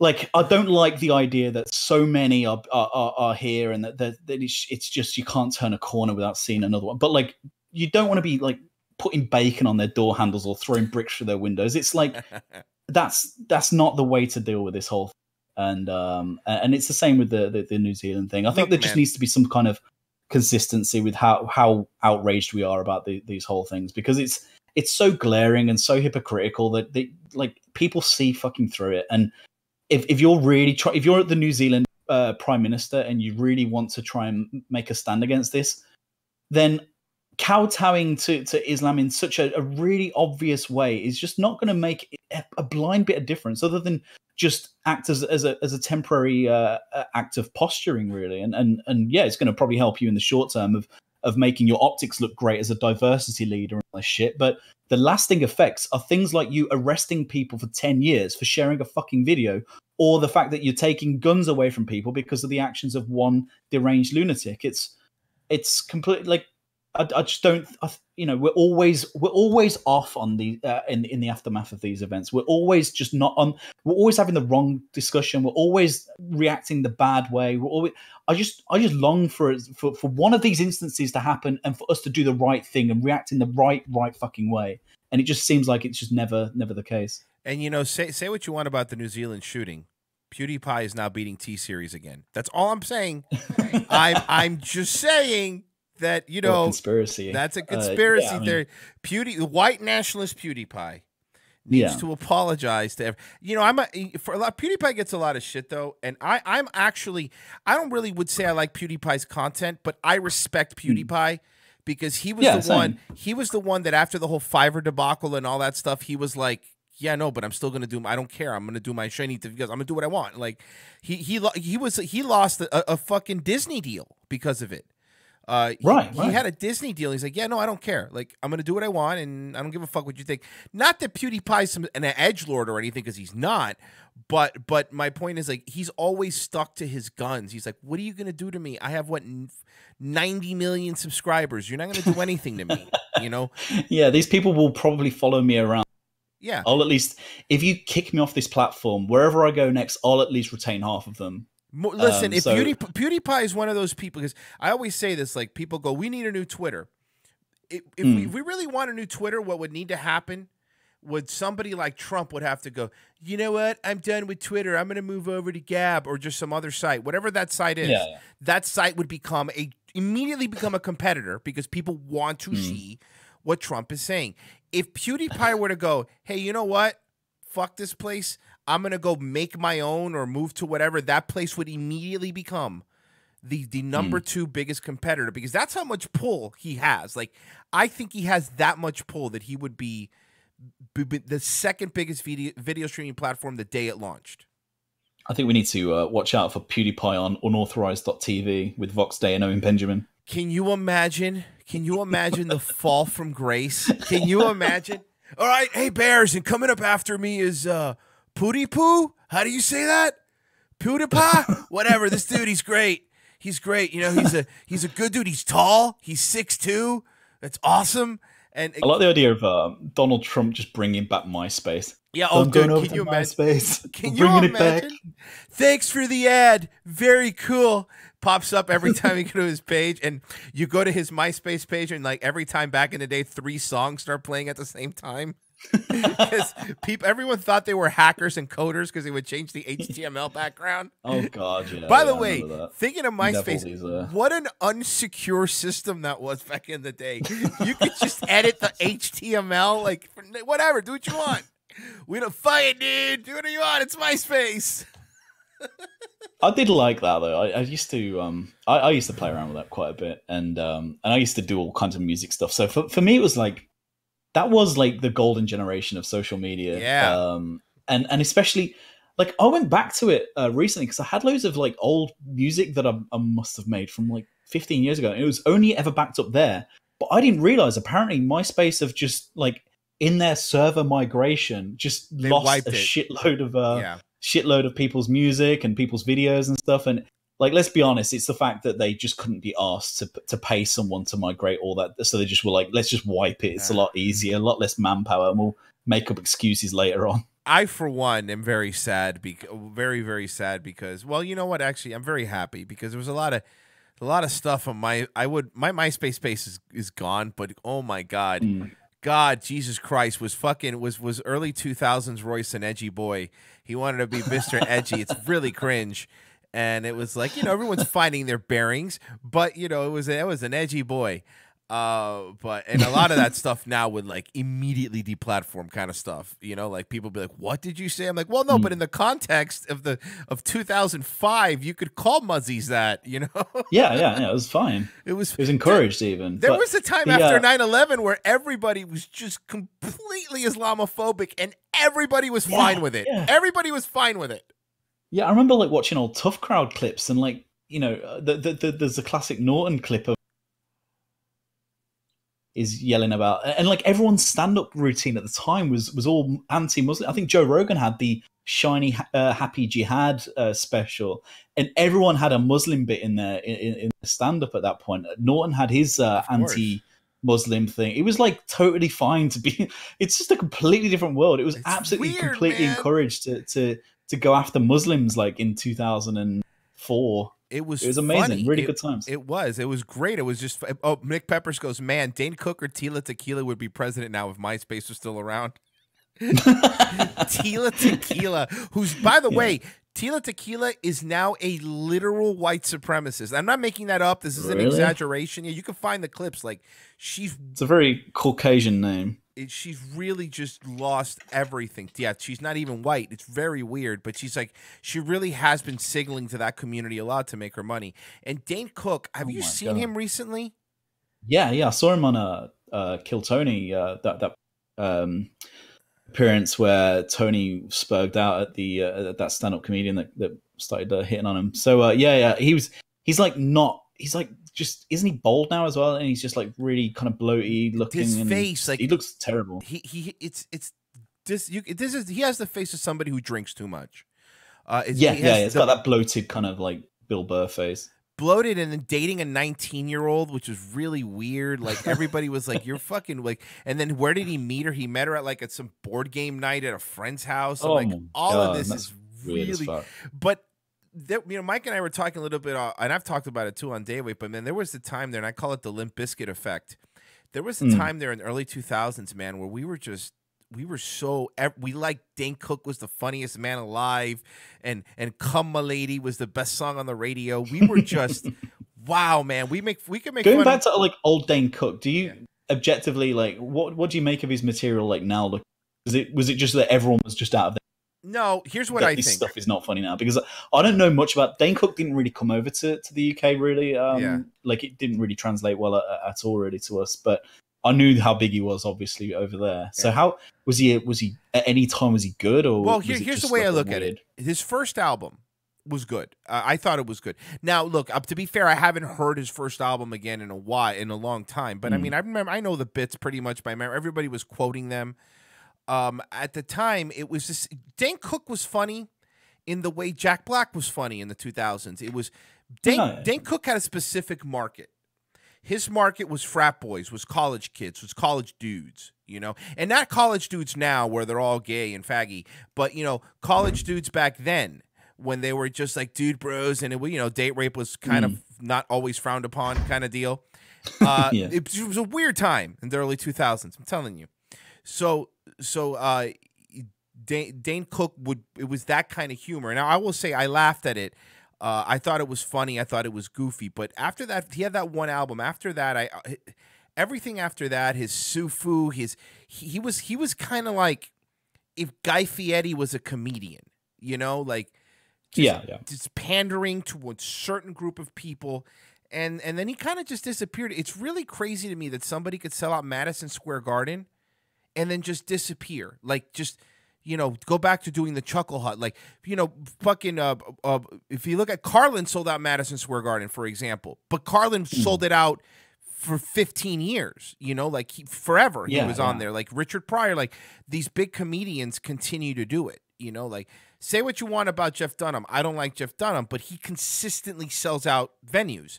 Dane Cook just went from being Dane Cook went from being the biggest comic in the world to a punchline. And I think it might have had a little bit to do with Louis accused him of stealing jokes, Yeah. But I don't think that was it. I just think he had one album, and that's all. You know how some bands only have one record?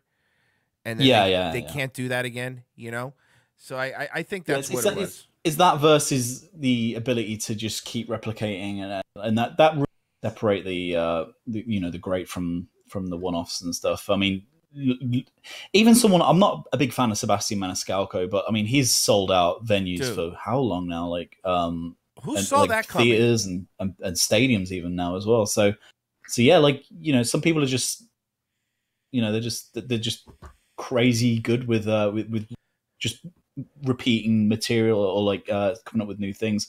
Louis C.K., like, no matter what, like, all the stuff, like, you can't argue that his comedic brain is just on a level of which no one can really reach right now in the comedy world. Like, he can literally start a year, and then by the end of the year, he's got the funniest special in the industry. Like that, like any year of his life, he could probably have done that. Like he could just start out a year, and by the end of that year, he's got the funniest comedy special out there. Like, and he's got the ability to do that, and that's something that like the likes of Dane Cook can never have. Dane Cook had the look, he had the whole appeal and all that stuff, but that wears off after a while.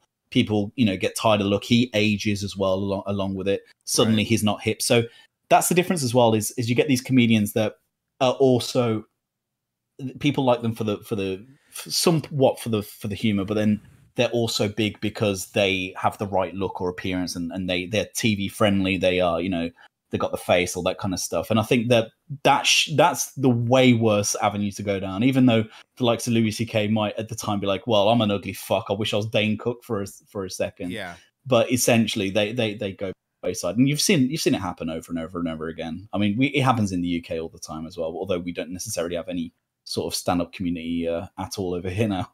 Yeah, no, I can't imagine you do, but you know, I can't. The future of stand-up comedy is bleak. Like, you know, when the biggest comedic brain, like you said, and that's Louis C.K., who really did nothing wrong, and I've always stood by that with that whole thing. Like, he asked for permission. Like, he didn't rape anybody, he didn't fuck anybody. He said, "Would it be okay if?" And they said yes. He never did it unwilling, and he never locked the door. He never blocked the door. Look, creepy, fair enough. Fine. We could all say it was creepy. But that being said, if you're Louis C.K. and you could do it, you'll do it. You know, like, fuck it. Like, you know, good for him. He spent his whole life getting to the place where stature that he can probably get away with asking that, and maybe 6 times out of 10 it might work, and they agree to it. So, Sarah like, Silverman said she agreed to it. You saw that tweet? Yeah. Sarah Silverman said she agreed to it and she thought it was hilarious. It's like, he thought it was funny, yeah. It's yeah, weird. like you said, it's creepy, but I think is it though? But I was thinking about this. You're an old school O&A fan like me. Like you go back, right?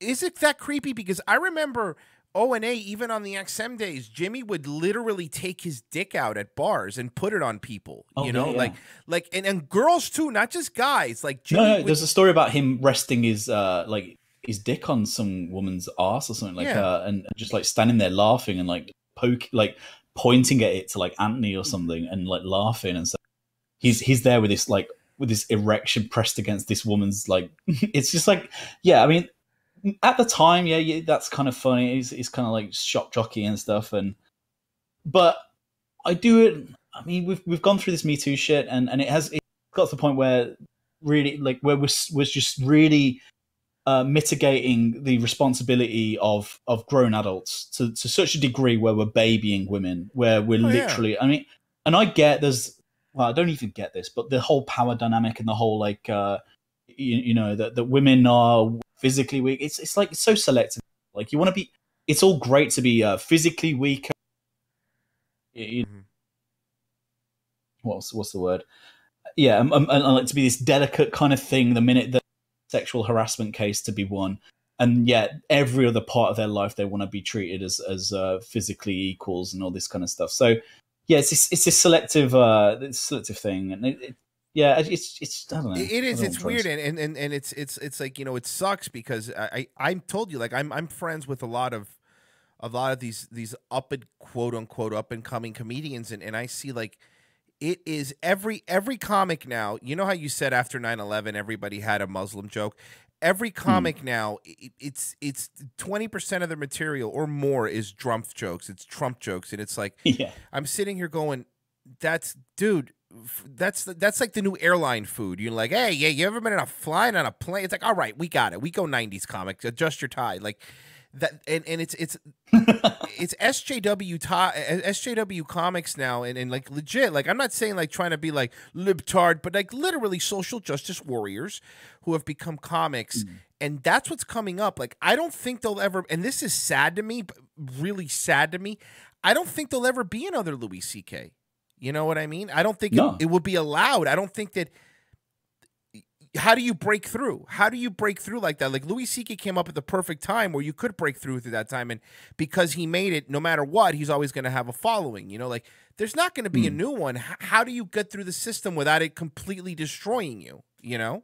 Well, I mean, has there ever been historic? Because we go through a period right now of incredible, like puritanical, censorship and all those kinds of things, where it's breached the mainstream to the point where it has breached the mainstream, where we're suddenly socially aware of such thing.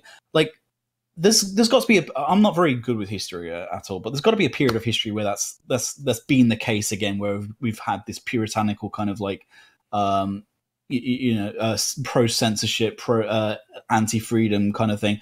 So I like to think, I really hope that this case as well, but I like to think that it is cyclical, and that there will be some kind of counter to it at some point, because you hear about this Generation Z and how politically aligned they are and everything, and as far as like what the establishment is and what kind of things they want to permeate into the cultural sphere. No matter what message they want to do that, like essentially it's still a generational driven thing. Like it's still, for the millennials were a group of really socially conscious, liberal SJW style people. Like that's just the millennial group. That's just what their like cultural and political alignment were, and where they were ideologically. So then you got this, and that really driven the overall narrative of what the kind of like tone of the country was and the tone of media was and everything. I like to think that I really do hope that I'm right in a sense that the generations drive that more so than what the establishment narrative is. And don't get me wrong, the establishment narrative is really strong, but I do think that this new generation coming through, the Zoomers, if you want to call them that there's going to be a significant backlash against a lot of what we're seeing now, and hopefully that means that down the line there probably might be a new Louis C.K. that, I mean, you've seen it already with Louis C.K.'s new. Majority of people really liked his new hour. The majority of people, like, it was wildly upvoted. It was commented on to the degree of most people being incredible. And there's only so much you can do as the establishment media and as the establishment, whatever the hell that means. There's only so much you can do to control what people think about something. Like his new hour wasn't even polished. Like it was just him working on material, and his working on material hour was better than any special I've seen in the past 2 years. Yeah. And I mean that seriously. Brilliant. It was really, really, really fun. Like as it was, I know he's working on it, but as it was, in my opinion, he could have released that and it would have been in his top 3 specials of all time, I think. Yeah, it was fantastic. Really the guy could make anything. But man, his bit about like making $45 million isn't funny, but losing $45 million, that's hilarious. Like that's like, dude, to be that self-aware, to be that like he humanizes him. That's always been his comedy. His comedy's always been very, very humanized. Like even I remember one of his specials when he was like, "So I was flying first class because and he goes, "When am I making excuses? I'm better than you." Like it's just very, he's very real, and he seems like a good dad. Like he's really all about his kids too. Like he loves his daughters. You can say what you want about Louis, you could say about a creep, whatever, but that man genuinely loves his kids. And look, like the pushback you always get with him is, ultimately, that election made mental people out of everybody. Like that election, like Louis is liberal, but he's not an insane person. I just think that the 2016 election just basically sent everyone into insane mode. So wherever they were on the political spectrum, they just became incredibly entrenched and crazy about their position. And that because Trump was that kind of a candidate, he was, and so was Hillary to a degree. They were just so fucking divisive that they just turned normal, sane people into what sounded like in Louis' case, what sounded like a complete maniacal breakdown he was having on that show. Let me tell you something. So I can give him that. Like anyone that was going out of their mind in the run up to the 2016 election, I'll allow a little bit because I understand that everyone was losing their mind. It was just that was the norm. So I can give him that. But I think in the wake of what's happened to him, I do feel like, especially from the tone of his latest hour, there's definitely been a kind of like a correction of like his edginess a little bit. So I was really, really, really happy to hear that hour. Because I was always a big fan of him. I'm a big O&A guy, as you know, and he was always one of my favorites on there. Probably I liked him more than Patrice. I'll even go as far to say that. You know, him and Patrice had one of the funniest moments in radio history together when they were talking about how ethnic slurs came up. Oh yeah, and dude, he's like, do you know where kite came from? And then it was the best when Louis goes, oh yeah, hey, you know where nigger came from? And you already hear Patrice laughing before he says re-listen to it. Before he says the punchline, Patrice is already like, and Louis goes, because a bunch of guys were being real niggers. And it was like, holy fuck, Louis. Oh my God. And that was one of the best part about that though moments. is you know the moment that Louis just as like, or saying, do you know where the word nigger came? He's like, he can barely get through that sentence. He's like laughing to. He's like, do you know where the word nigger came? And like, you can just tell at that point. And then Patrice is anticipating something. I mean, it was like one of the greatest moments of one all of the funniest time. moments I've heard actually. And you know, it's sad because it's easy, right? It's super easy because they make it really easy to make fun of Opie and make fun of Anthony and Jimmy because let's be honest, they've done it to themselves. Yeah. But man, there was a time there where the funniest people in the world were on that show. Like I do remember times when I would be happy when Norton was gone for 6 months and Bill Burr would fill in. Like Bill Burr as third mic was one of the funniest people in there. When they would have Bill Burr and Patrice on, Patrice is the few of the Black Dr. Phillips shows he did were amazing.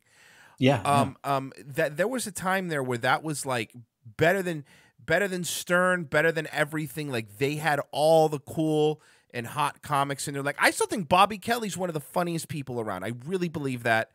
He's great. I've seen him do stand up a few times live. Like you know, it's really weird how so much great stuff came out of there, and the people that started that whole movement are just such garbage now. Like and I mean that like just garbage all of them are now, and people, I know the joke on Reddit's like, well, Opie wins. No, he didn't. He's a fucking loser too. Like, yeah, you know, I've heard his podcast. I've listened to it. Most of his podcasts start out with him walking somewhere and huffing and puffing. He's doing, he's so behind the time, he's doing IRL audio only streaming. Like, think about this. Like, you would think you would go, Opie, you want to go viral, get a YouTube channel, film it. Like, that would make more sense. Well, I've seen him stream on his YouTube channel recently, and I kid you not, last time I tuned in, there were 9 viewers, 9 people watching. No.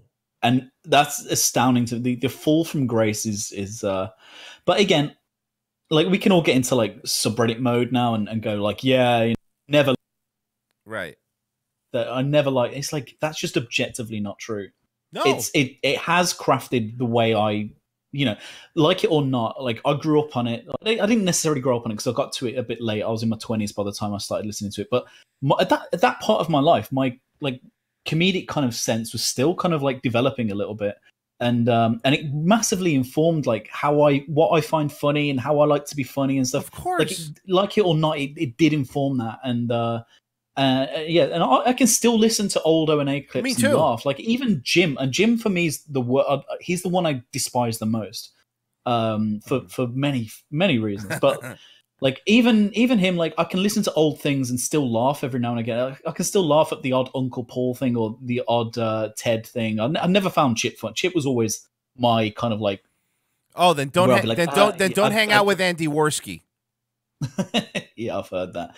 Like I was always like, oh, okay, he's doing a Chip thing. It never like offended me. I was always like, I just didn't find that character as particularly funny. I thought Ted was the best. I thought Ted was amazing. Uncle Paul was always funny because it pissed off Opie, and it was always uncomfortable. And Yeah. so, I mean, listening back now, I'm not much now as I obviously was for obvious reasons, but I can't pretend suddenly that like I never liked it, or I can't pretend like it wasn't important and that it wasn't at the time the funniest thing out there. Like for a long time, for a good 5 or 6 years or so of my life, and I'm sure of everyone else's that was into it, it was literally, there was nothing else out there other than it was the only really hysterical thing out there. And like you, the minute Jim was out of studio and Bill Burr came in, or Patrice was third mic, it was unbelievably good. I didn't get the live feed as you guys got it. I used to watch the like Stephen Knight's YouTube videos or Logan High Primate videos. Right. So I'd always catch it later, but I was religious with it. Every time it would come out, I would stop everything I was doing and sit down and listen to old Opie and Anthony. It was a good time. I had satellite radio like really, really early on, and I didn't even get satellite radio for them. I just happened to get it. And then I heard the show and I got into it, and then I even ended up buying, because I didn't want to miss the show because my sales job. I bought the one that would let you record the show, like, you know, and play it back. So I had that, and I was listening. So yeah, no, of course. Look, man, to say it didn't influence me would be a lie, because I still today when I do Tarot Combat, we post Rich Voss plugs in the fucking thing. So it's like. You know, it's something that, of course, it was some of the funniest. Anthony Cumia used to be one of the fun. Like Ron Bennington said it to him, and it cut him to the core. You used to be hilarious, man. Like, I'm still hilarious. I'm still hilarious. Yeah, are you, Anthony? Yeah, but no. I mean, no, he's not. Like, and I don't know what. It's such a weird situation, because I kept with. I really stuck with Compound Media for the first year. And changed, like the first maybe the first 18 months of Compound Media. I stuck by it, and I wanted to see what was it, you know, what it was all about. And something just turned. And I guess like the common thing is the Obama whole thing, the Obama fascination. And then, as Beige pointed out, what's it called? The shooting, Trayvon Martin stuff. Yeah. So yeah, like those things definitely broke something in his mind, and I don't know if it's me being selective now and me like listening, knowing all the horrors that Anthony Cumia went through and all the horrible things he did and the way his mind works now. But he's just not funny. Like, objectively, and I don't mean this with any malice towards him. I don't mean this. He can be every now and again, but he really isn't. Like, whatever's happening at Compound, it just isn't working. He's not at all performing even a tenth of the level he used to. What do you mean? He said he had 100,000 listeners. He's such a liar. That was hilarious, I guess. That's fun. Alexander says, imagine listening to Ron and Fez and O&A and then starting to watch comedy like Louder with Crowder. Yeah. Like, I think that's, you know what, man? That's a really good point, because there's a lot of people, younger people, that do like Crowder. He's so funny. And I start thinking to myself, I came up with much harder niggas than this. You know what I mean? Like, I'm thinking to myself, like, this isn't funny. I'll tell you funny. Like, I've seen like, some brutal things said to each other, some horrendous, like, you know, people go, you guys are trolls. Some of the trolls that O&A did was they would ruin Facebook news sites or news sites on Facebook. They would just put gay porn on there, and it's, you know, it was like, they ruined poor Terry Clifford's life. Like, it was terrible what they did. Yeah, and it was hilarious as well. At the time, funny. The thing with the old man who was working at McDonald's, and Cumia called him to tell him that he'd been fired. That was fucking hysterical. It was great. But like, Jocktober was amazing. Jocktober was one of my favorite things to listen to. But these people that are like, oh yeah, but Crowder and Owen Benjamin, it's like, I'm not attacking you in a sense of like, I'm not attacking you because I hate Owen or I hate Crowder. It's that I want better for you. Like, if you think this is great comedy, if you're laughing at, like, I saw an Owen Benjamin video yesterday where he was parodying that Larry David's, you know, the Larry David scene where he's in the bathroom and he's taking a piss and some urine accidentally goes on that Jesus. That portrait of Jesus, and it looks like Jesus is crying. So Owen gets into this big spurg about this whole thing because, like, this is a Jew attacking Jesus, all this kind of stuff.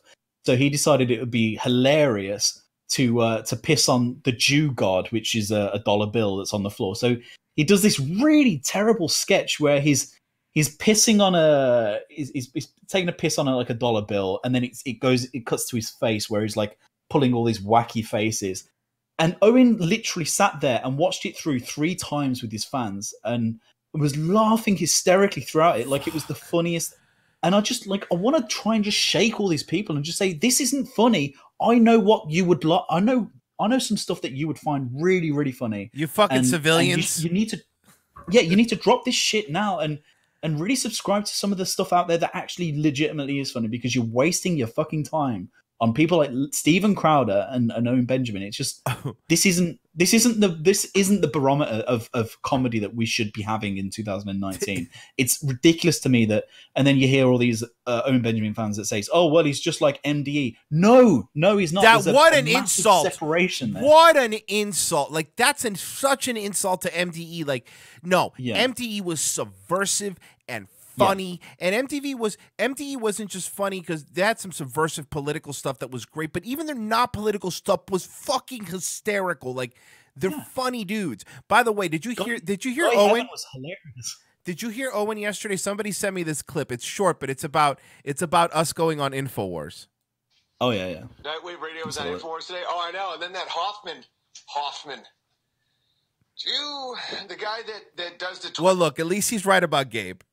For Open Secret, which I believe to be a gatekeeping organization, because they're railing against me for my Spielberg call out. They're like, Steven Spielberg is absolutely not a pedophile. Okay, Hoffman. So it's kind of funny sometimes hearing him be so That's kind of funny, so J-woke. It's great. From Nightwave Radio, I mean, he goes at the Jews as hard as I do, if not harder. Okay, well, he's not wrong. Hoffman. What's all that? So, Mersh from Nightwave Radio, I mean, he goes at the Jews as hard as I do, if not harder. And so it's funny that they tried to have someone on who hates me to, bash me, when in fact, all the Jews were like, you cannot have Mersh on. I mean, he is just, he's also a despicable anti-Semite. I'm like, shekels make shackles. That's the funniest part. It's like there's a reason that I've broken away. It can't possibly work. You want to let them run your life? Have fun. Not me. I'm taller than all of them. Let me just show you. He's taller than all of them, guys. Hoffman. Oh, that's great. So he's really mad. Like he was really upset. But here's the difference. Look, yes, Mike might say, and I sometimes might criticize them, but the difference is that we didn't do it on InfoWars. You did it on Alex's platform. Yeah. There is there's a difference, right? Like we went on Harrison yesterday, and we didn't bring up anything like that. You know what I mean? Right. And there's a clear comedic twist to the stuff you guys do, and of course, there's.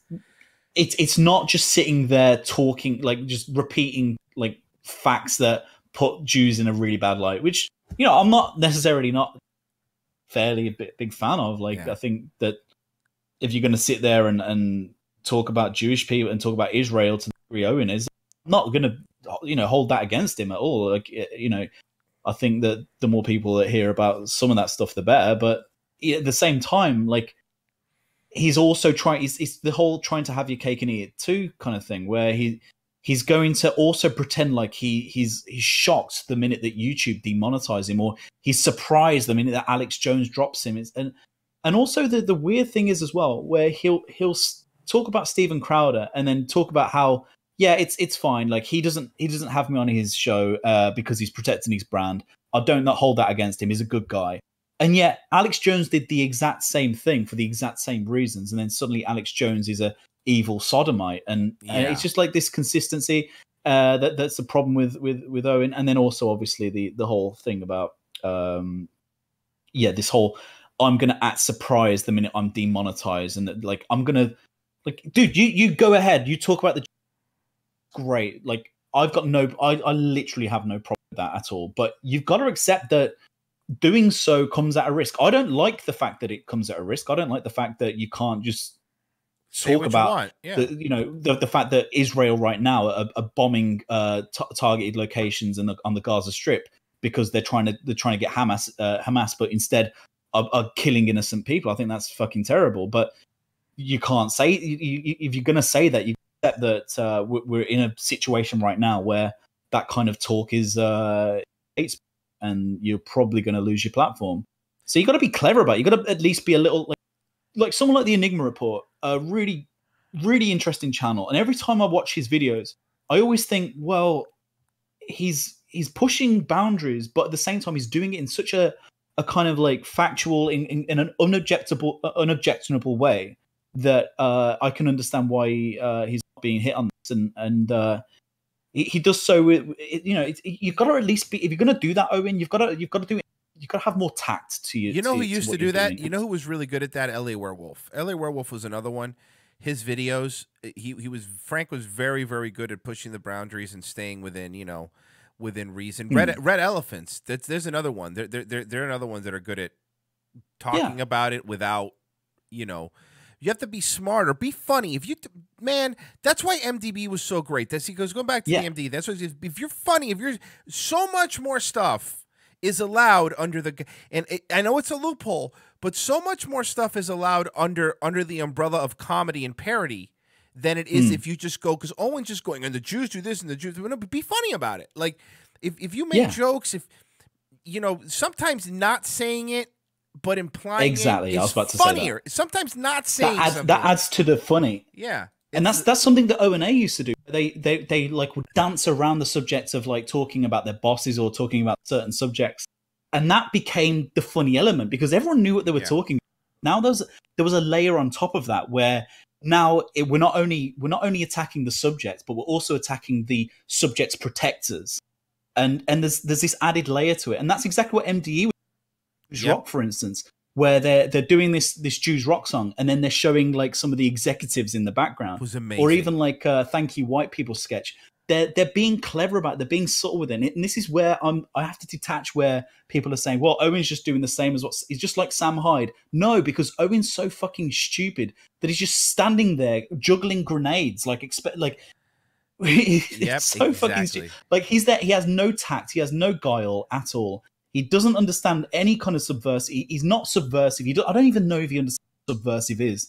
So, like, the fact of the matter is, by the way, he just doesn't have the intelligence to understand that there are layers, and that there actually is comedy in kind of dancing around it, and actually in dancing around it, you can expose more than just the subject itself. You can expose the subject's protectors in a better sense as well, and sometimes that's the better target in the first place. So do that, Owen. Instead, no, you're just going to yell Jew and Jew and Jew and Jew and Jew, really get kicked weird. off your platform, cry about it, beg for more money, and end up becoming even more obscure than you were in the fucking first place. Well done, Owen. Well done. I think you have a title for your second Owen Benjamin documentary. Owen Benjamin juggling hand grenades. Like that is exactly what he's. That's a perfect description of what he's doing. It's like it's gonna go off, Owen. What are you doing, bud? Like even us, because you know how much shit we got? Do you know how much shit we got for saying he shouldn't have been? We said, look, we don't think that Owen should have been demonetized. That's fucked up. No gay ops. We said that, right? We said that, and then all we got was, oh, you're sucking Owen's dick now? Oh, you faggots? Oh, you're friends now? It's like, no. We're not friends with Owen. We're saying that I could live in a so world. Retarded. I could live in a world where I'm morally consistent. You know what I mean? Like I don't think he should get demonetized. I think I could live in a world where I don't think he should get demonetized, but I understand why he got demonetized. Like those two things are true. Like I don't agree with it, obviously, but seeing what's happened to other people, you're like, yeah, I could see why that happened. You know? I mean, you shrug and you're like, well, that's just the nature of the beast, and you move on because it's he's not your responsibility, and it's not someone that we are, we're related to, or we've got any kind of kinship or friendship towards. So when I see someone like that getting demonetized, it's like you shrug and you go, well, yep, that's just YouTube. That's the way it is. I'm not going to sit here and actively try and make that happen, because at the end of the day, YouTube is the common enemy in this sort of argument. Like, why would I congratulate YouTube just because it favors someone that I don't like? It's not. It would be retarded. And then suddenly I then expect, if it happens to me, am I supposed to expect people to have sympathy towards me at that point? Well, obviously not. It'd be such a stupid position to be for me to try and beg for sympathy because I get demonetized, because my channel goes down. Like the minute it's the obvious thing that the minute you entertain kinds of gay ops, you lose the moral high ground, and that is a massively important thing to maintain. And I think the minute that you do that, then it's game over for you, because suddenly you're wrapped in your own hypocrisy, and you're going to take you down. You're going to take yourself down at that. Because you're also, as well, you're giving license to other people to fuck with you in the same way, because suddenly they're just suddenly, well, you did it to XYZ, so you've got no reason to complain about it. And yeah, they're completely right. Like, so why? Like, it's not about like, oh yeah, you're friends with Owen now. It's like, no, we're not fucking Spurgs. Yeah, we're not friends with Owen. Lose the moral high ground. We're not friends with Owen. We're just enemies with YouTube. There's also that. Yeah, there's also that. We're not friends with Owen. We're enemies with YouTube. That's what it is. Yeah, like, we are enemies, and that's what it is. It's like, if they would have done this to, look, man, this never happens, obviously, but I've always said this as an example. If they would have done this to a Vic Berger type, I would still be just as mad. I hate Vic Berger. Me too. He's good at editing. I'll give him that. There's some videos he makes that are funny, but in terms of his beliefs, I don't like him. But if they did it to Vic Berger, I'd still be the first one going, no, you don't get to demonetize him. Like, that's not how this works, You're not allowed to, it's like, I don't want anybody to fucking lose money over this. I think the craziest part of this is when they demonetize Owen, they're still making money off of him because he brings traffic to the site.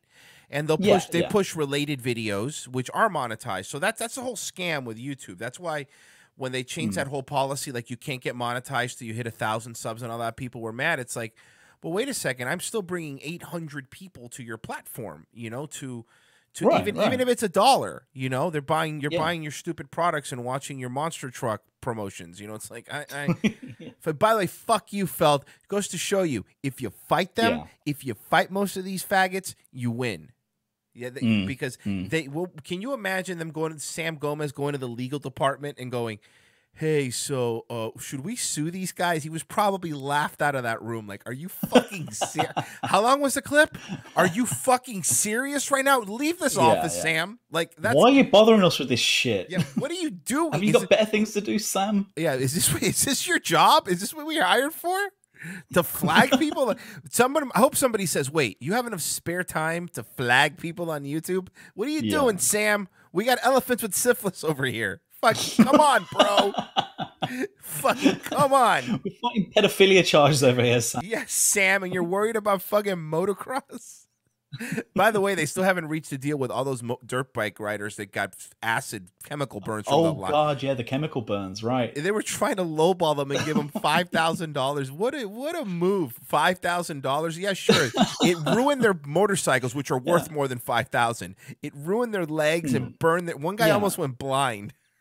Yeah, that's fine. Yeah, $5,000 for my third degree, but yeah, that seems reasonable. Thank you, Feld. Thank you, Feld. Now it's like, go ahead. They could this thing could go away so easily if they just weren't such fucks. Like, they could. I think $20,000 to some of these people might be like, you know what, $20,000 is a decent amount of money, and burns, I guess. Like, if it's all I'm going to get, whatever. Like, but $5,000. I mean, $20,000 is way lower. I'm lowballing that even. Yeah, $50,000 a piece or something. You're a $1 billion company. You can afford to give these people $50,000. Right. That's enough money for them to walk away and go, like, you know what? Right, this is. Let's just take that. It really is. It really is unbelievable to me. And something I just thought of. And now that Owen is demonetized. Now that he's not making money, you know what I'm thinking is going to happen next? And this is my prediction. Maybe I'm wrong, but God, I hope I'm not. He's going to have to start taking on advertisers.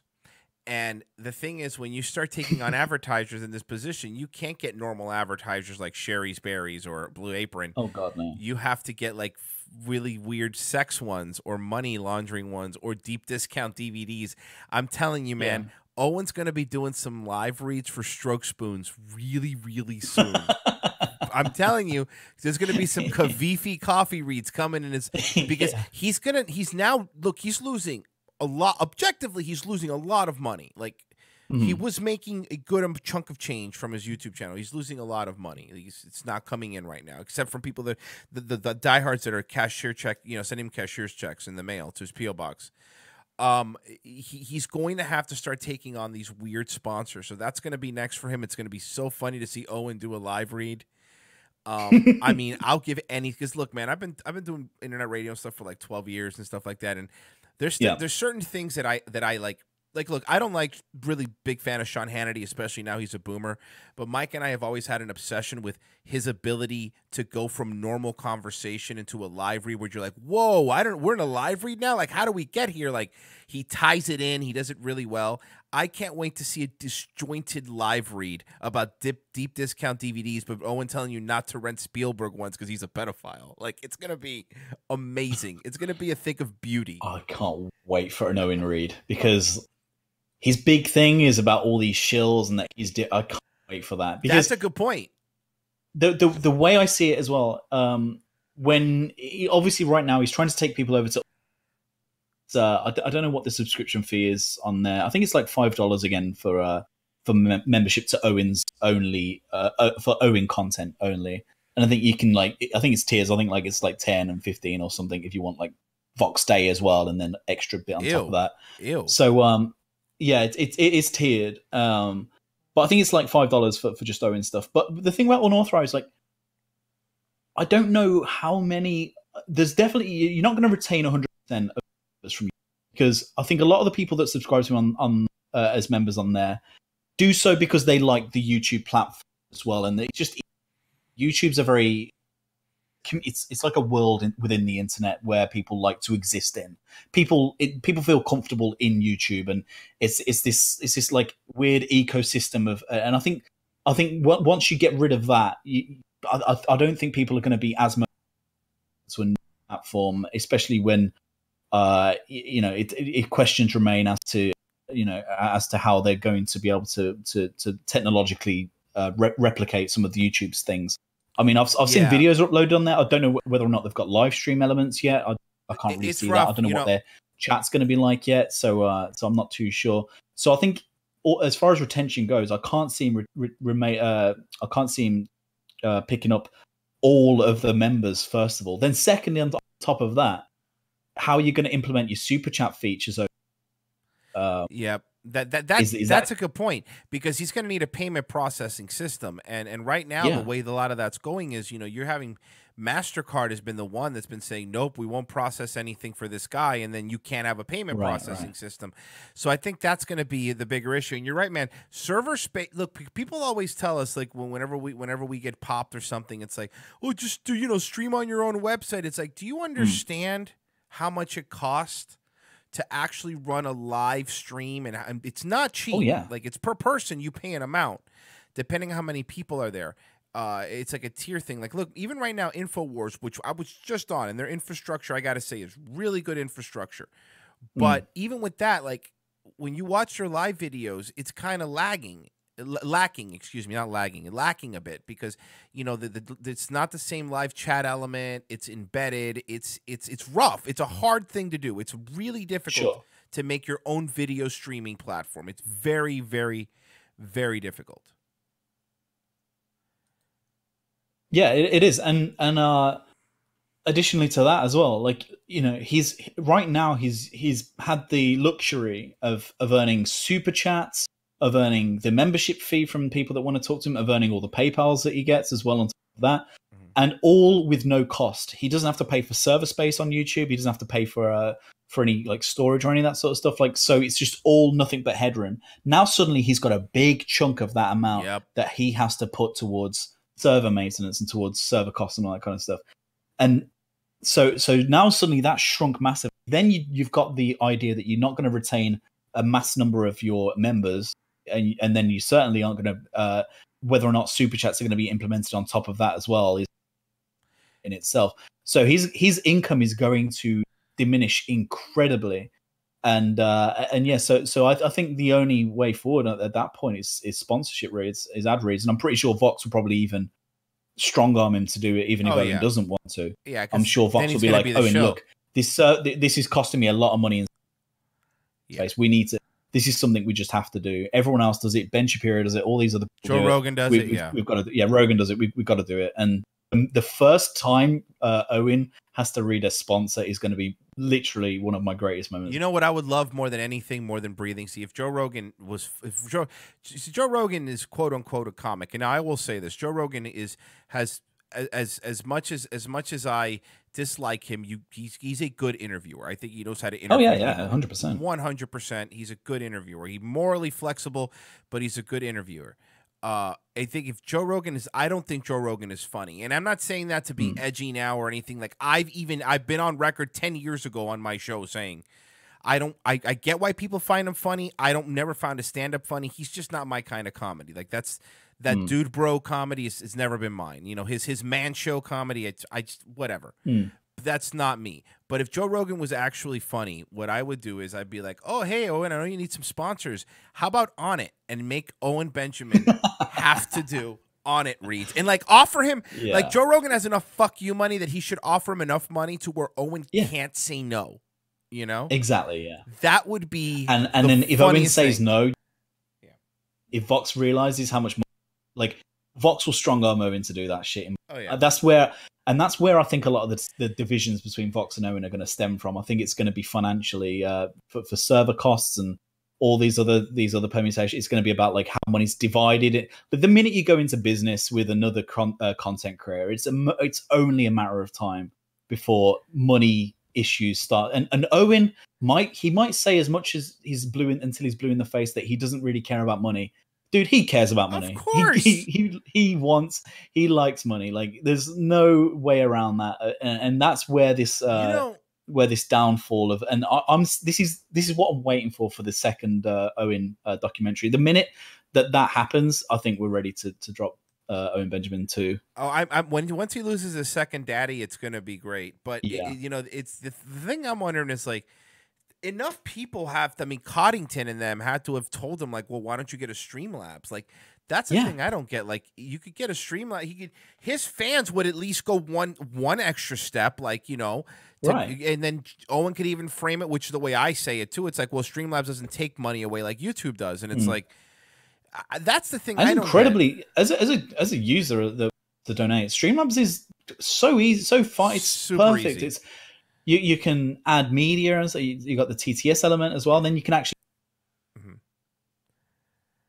that little competitive element of like who's the best pay pig and shit. So like there's definite bonuses to that Owen. I think it's just because Owen doesn't know how to implement any of this stuff. Like obviously with Streamlabs, you need someone physically there to get Streamlabs OBS going and then set up all the all the stuff on there and the alert box and all that kind of stuff and then get the URL over to the alert box. So yeah, like obviously Owen is retarded and doesn't know how to do any of that. Like he's still I don't know if he's still streaming on his MacBook or not, but he is. Yeah. Okay, so there you go. So yeah, it's all, and this is going to play into his relationship. Owen is inherently lazy with a lot of this stuff, and like without the luxury of YouTube, he's not allowed. He can't be lazy anymore with this. Like if this is going to be his income, because he's basically burnt every bridge to any other means of income. Like he can't. He can't even really perform stand-up that much anymore because every venue all the venues he used to book won't book him now, and he now has to venues where he can't advertise where he is until the day that it happens. And he's in a Joe Cumia. I call it the Joe Cumia position. Yeah. You can't go in. Let me clear up this Streamlab thing here real quick. Oh yeah. I'd buy that for $1. When Owen fans say BB, they are low-key claiming their fandom for Bullet Ball. Oh no. Don't. No. God damn it. Somebody took the entire chorus and just looped it. Well, thank you. Oh, good. And ironically enough, that was thank you, Brother Joe, for donating. I don't think that was the real Brother Joe. What? I won't put it past him. Yeah, well, you know what? That's a good point. He was my actual Facebook friend for a long time.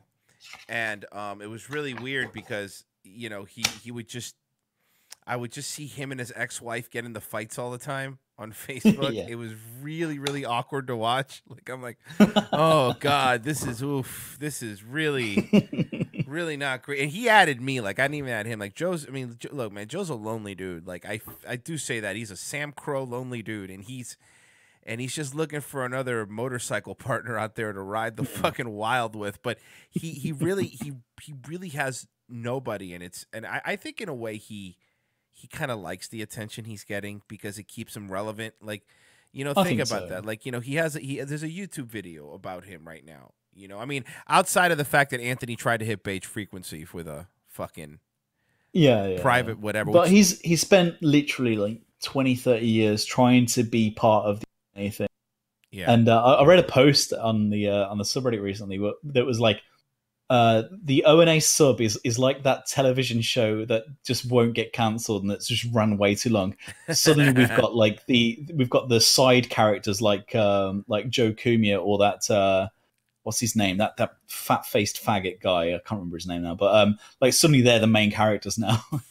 It really is kind of really. You're right though. It's like when they bring in a kid, like just because the sitcom, like there was that. I used to love Married with Children, and there was that one season where they brought in like a nephew or something, and then it was all the dream because everybody hated it. Like you're right. That is what's happening on the subreddit. It's like how much more can you look? Anthony literally has been broken down to the microscopic level. Like he has been dissected in every way humanly possible. So it's like, well, yeah, but again, I don't ever feel bad for Cousin Joe because he puts himself in this position as Mr. Tough Guy, Mr. A. I'm Anthony's brother. I know what you think I'm. Nobody cares about you, Joe. They don't got anything to ask me. Yeah, no, we don't. We have nothing to ask you, Joe. Nobody cares about you, fucking Joe.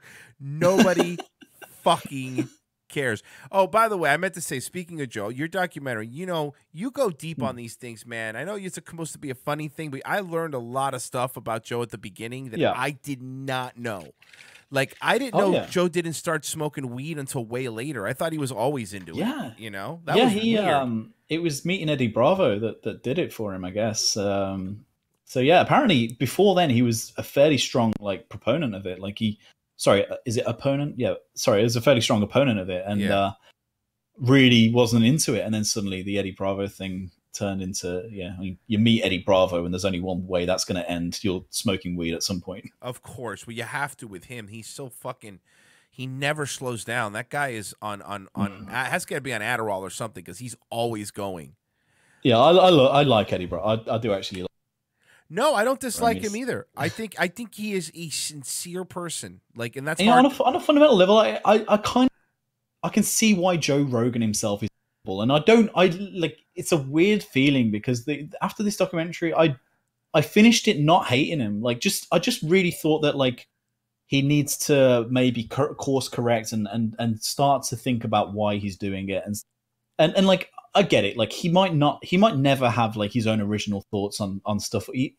And that's fine as well. Like I don't give a fuck about weed, for instance. Like if someone asks me to have an opinion on weed legalization, I don't care. Like it's something I'm with Crowder on that. Like I literally don't care about it.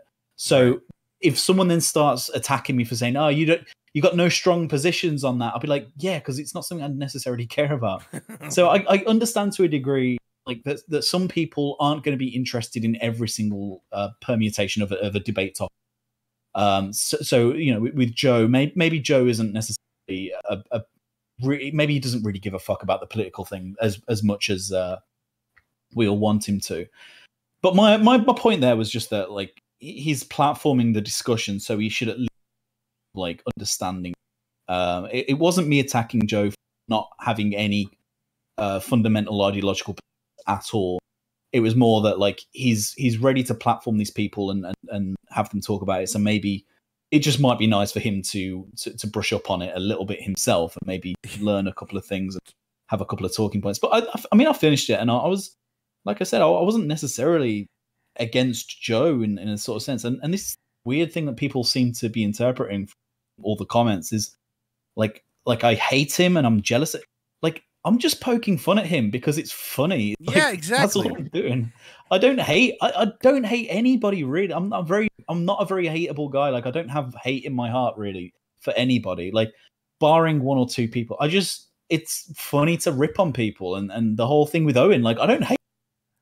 He's one of the funniest people unintentionally, of course, that I've ever come across. Like it's been nothing but joy ever since I found out who Owen Benjamin was. Same with Matt Reese. Same with Norton and his whole underlining thing. But yeah, it's not about that. It's about, look, I'm making these documentaries in quotes as a kind of a goof on it is a bit of a parody sort of satire on documentaries themselves, and it's a way for me to just have fun and call people names. That's all it is. Like if you're going in there expecting something different, it's completely on you. That's not my responsibility. Just because you weren't informed and educated because you watched a Porsalin documentary, that's not on me, dude. That's it is. Your own that's fault. When I hear British accent, I expect to be educated.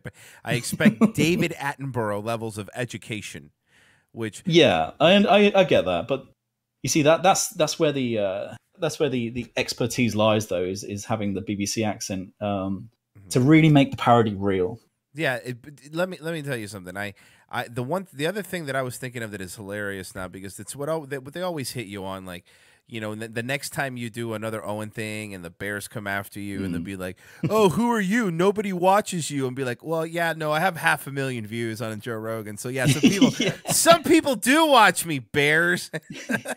The ones that comment for everybody, like they're making everybody. It's like no one's watching this. No one likes. It's like, okay, well, a lot of people don't like it. Yeah, fair enough, because there's a lot of Joe Rogan fans but it's still a pretty even like to dislike ratio at this point in time, and the comments are pretty even, 50-50 down the road a little. So, 250,000, I'll give you 125,000 of those people. I still have 125,000 people that seem to like this very much. So yeah, exactly. I'll take that. That's a victory for me. Thank you. I don't know. Maybe Rogan won't talk about it, but Joey Diaz seems like someone that would. Oh my god! Like, hey, I saw this. Just anybody. I'll take Brendan fucking Schaub at this point. Like anybody, just Brian Redband. Brian Redband. Oh yeah. Someone attacked me for calling him really fucking stupid. For calling really? Yeah, they were like, I'll have to find the. It was just really. I've read it and I did like a bit take. Let's see. Really fucking stupid. The hell. Some of these. Someone asks, "What the fuck is a Hall beater?" What? I'm sorry. Say it again. You broke up. Someone wrote, "What the hell is a Hall of Fame wife beater?" That is fucking hilarious. I don't get why people didn't get that. Was fucking funny. I mean, by the way, the one that got me was the City Folk line that you had. I fucking died. I was like, okay, that's fucking hilarious. 10/11's much anticipated attack on New York City Folk. Yeah, dude. And the other, what was the other one? The Gas Digital subscriber. Holy fuck! Oh, God, I had to message you for that. I was like, Jesus Christ. What was that? Gas Digital subscribers. Yeah, it was the Man Show. Yeah, the Man Show was exactly a something show for future Gas Digital subscribers, like basically saying like it's one of those men shows, men kind of thing. I can't find the comment now, but it made me laugh very very very much. I've put them all in the Discord. I've put the best ones at least in the channel Rogan Octagon on the Revenge of the Sith Discord, so people can peruse through some of the funny comments on there. I was thinking of like doing a stream where it's like an AMA, but shitty comments. That would be and just great. Responding to them. I might do that. Like that seems like it'd be kind of a funny thing to do. Oh, here's one. Rogan should kick your ass, you little bitch. But Jesus Christ, these people get really mad. You know, and by the way, out of all the other documentaries you've done, Joe Rogan came out looking okay. Like he didn't look. Yeah, he came out fine. He didn't come out looking like a psychopath like Owen, like by his own doing, by the way. He came out looking, like you said, needs to maybe course correct a little bit, maybe look, realize where he came from sometimes, but he's not a super villain. Like they're making it seem like any criticism of Joe Rogan is out of bound. Yeah. There's a great one as well. Someone just wrote, so I just saw this as you were saying. It's like, he quotes me saying, Neil DeBlack Tyson. What the fuck does that mean? So I just replied with, sorry, it must have been a spelling mistake. What does that mean? What do you think it means, God. you fucking loser? I stopped watching this after the racist prick said the word Sambo. Dude, fuck you and your racist attitude. Flammable Sambo, god damn it, was fucking funny. God, it was all funny. It was all The funny great. thing about that, though, is like the joke is that I actually I respect that he's like, you know, I just think it's very funny to just literally go for the like the most base kind of So base. factors about him, like that he's black and he set himself on fire, like that's what we remember him for, rather than the fact that he's one of the best comedians ever lived. Like that's where the joke was, and yeah, it's a little racist, I guess, but like, you know, whatever. Dude, you're not allowed to be racist now in 2000. Come on. No, man. Of course you can. That was fucking funny. That documentary was fantastic. We went over time though. I got to hop off here, but man, that was a lot of fun. I just realized that was a lot of fun, man. I love doing radio with you. That was great. No, I appreciate that. That was like time just flew by there. But yeah, thanks for having me on again. Thanks as well. That was now really, everybody's woke about really Brexit, fun. Article 13. Not that you need it, but subscribe to Porsalin. He's blowing up. He's gonna soon be Hollywood Porsalin, and no one's gonna be able to talk to him. He's gonna be like, sorry guys, I'm too busy. I'm doing a doc. He's gonna call him docs. I'm doing a doc on James Gunn. I just can't right now. Got a new doco out. Yeah, sorry, brah. I gotta go do coke and bang hookers. All right, man, dude. Thanks for being on, man. Yeah, thanks, Appreciate man. it, brother. Catch you later. Bye. Oh man, that was great. All right, thank you everybody to donate. I just realized, man, we went over time. I was so good. I wasn't even paying attention. Ooh. All right, I gotta wrap this bad boy up. Thank you everybody for listening. That was a lot of fun. Hope you guys enjoyed the show. I'll be back in 4 hours for Revenge of the Sith, so make sure you're there. We're gonna have Harrison H. Smith on the second hour, so make sure you're there to catch that. It's gonna be a lot of fun. All right, guys. Until 4 p.m. Have a fantastic day, Wave.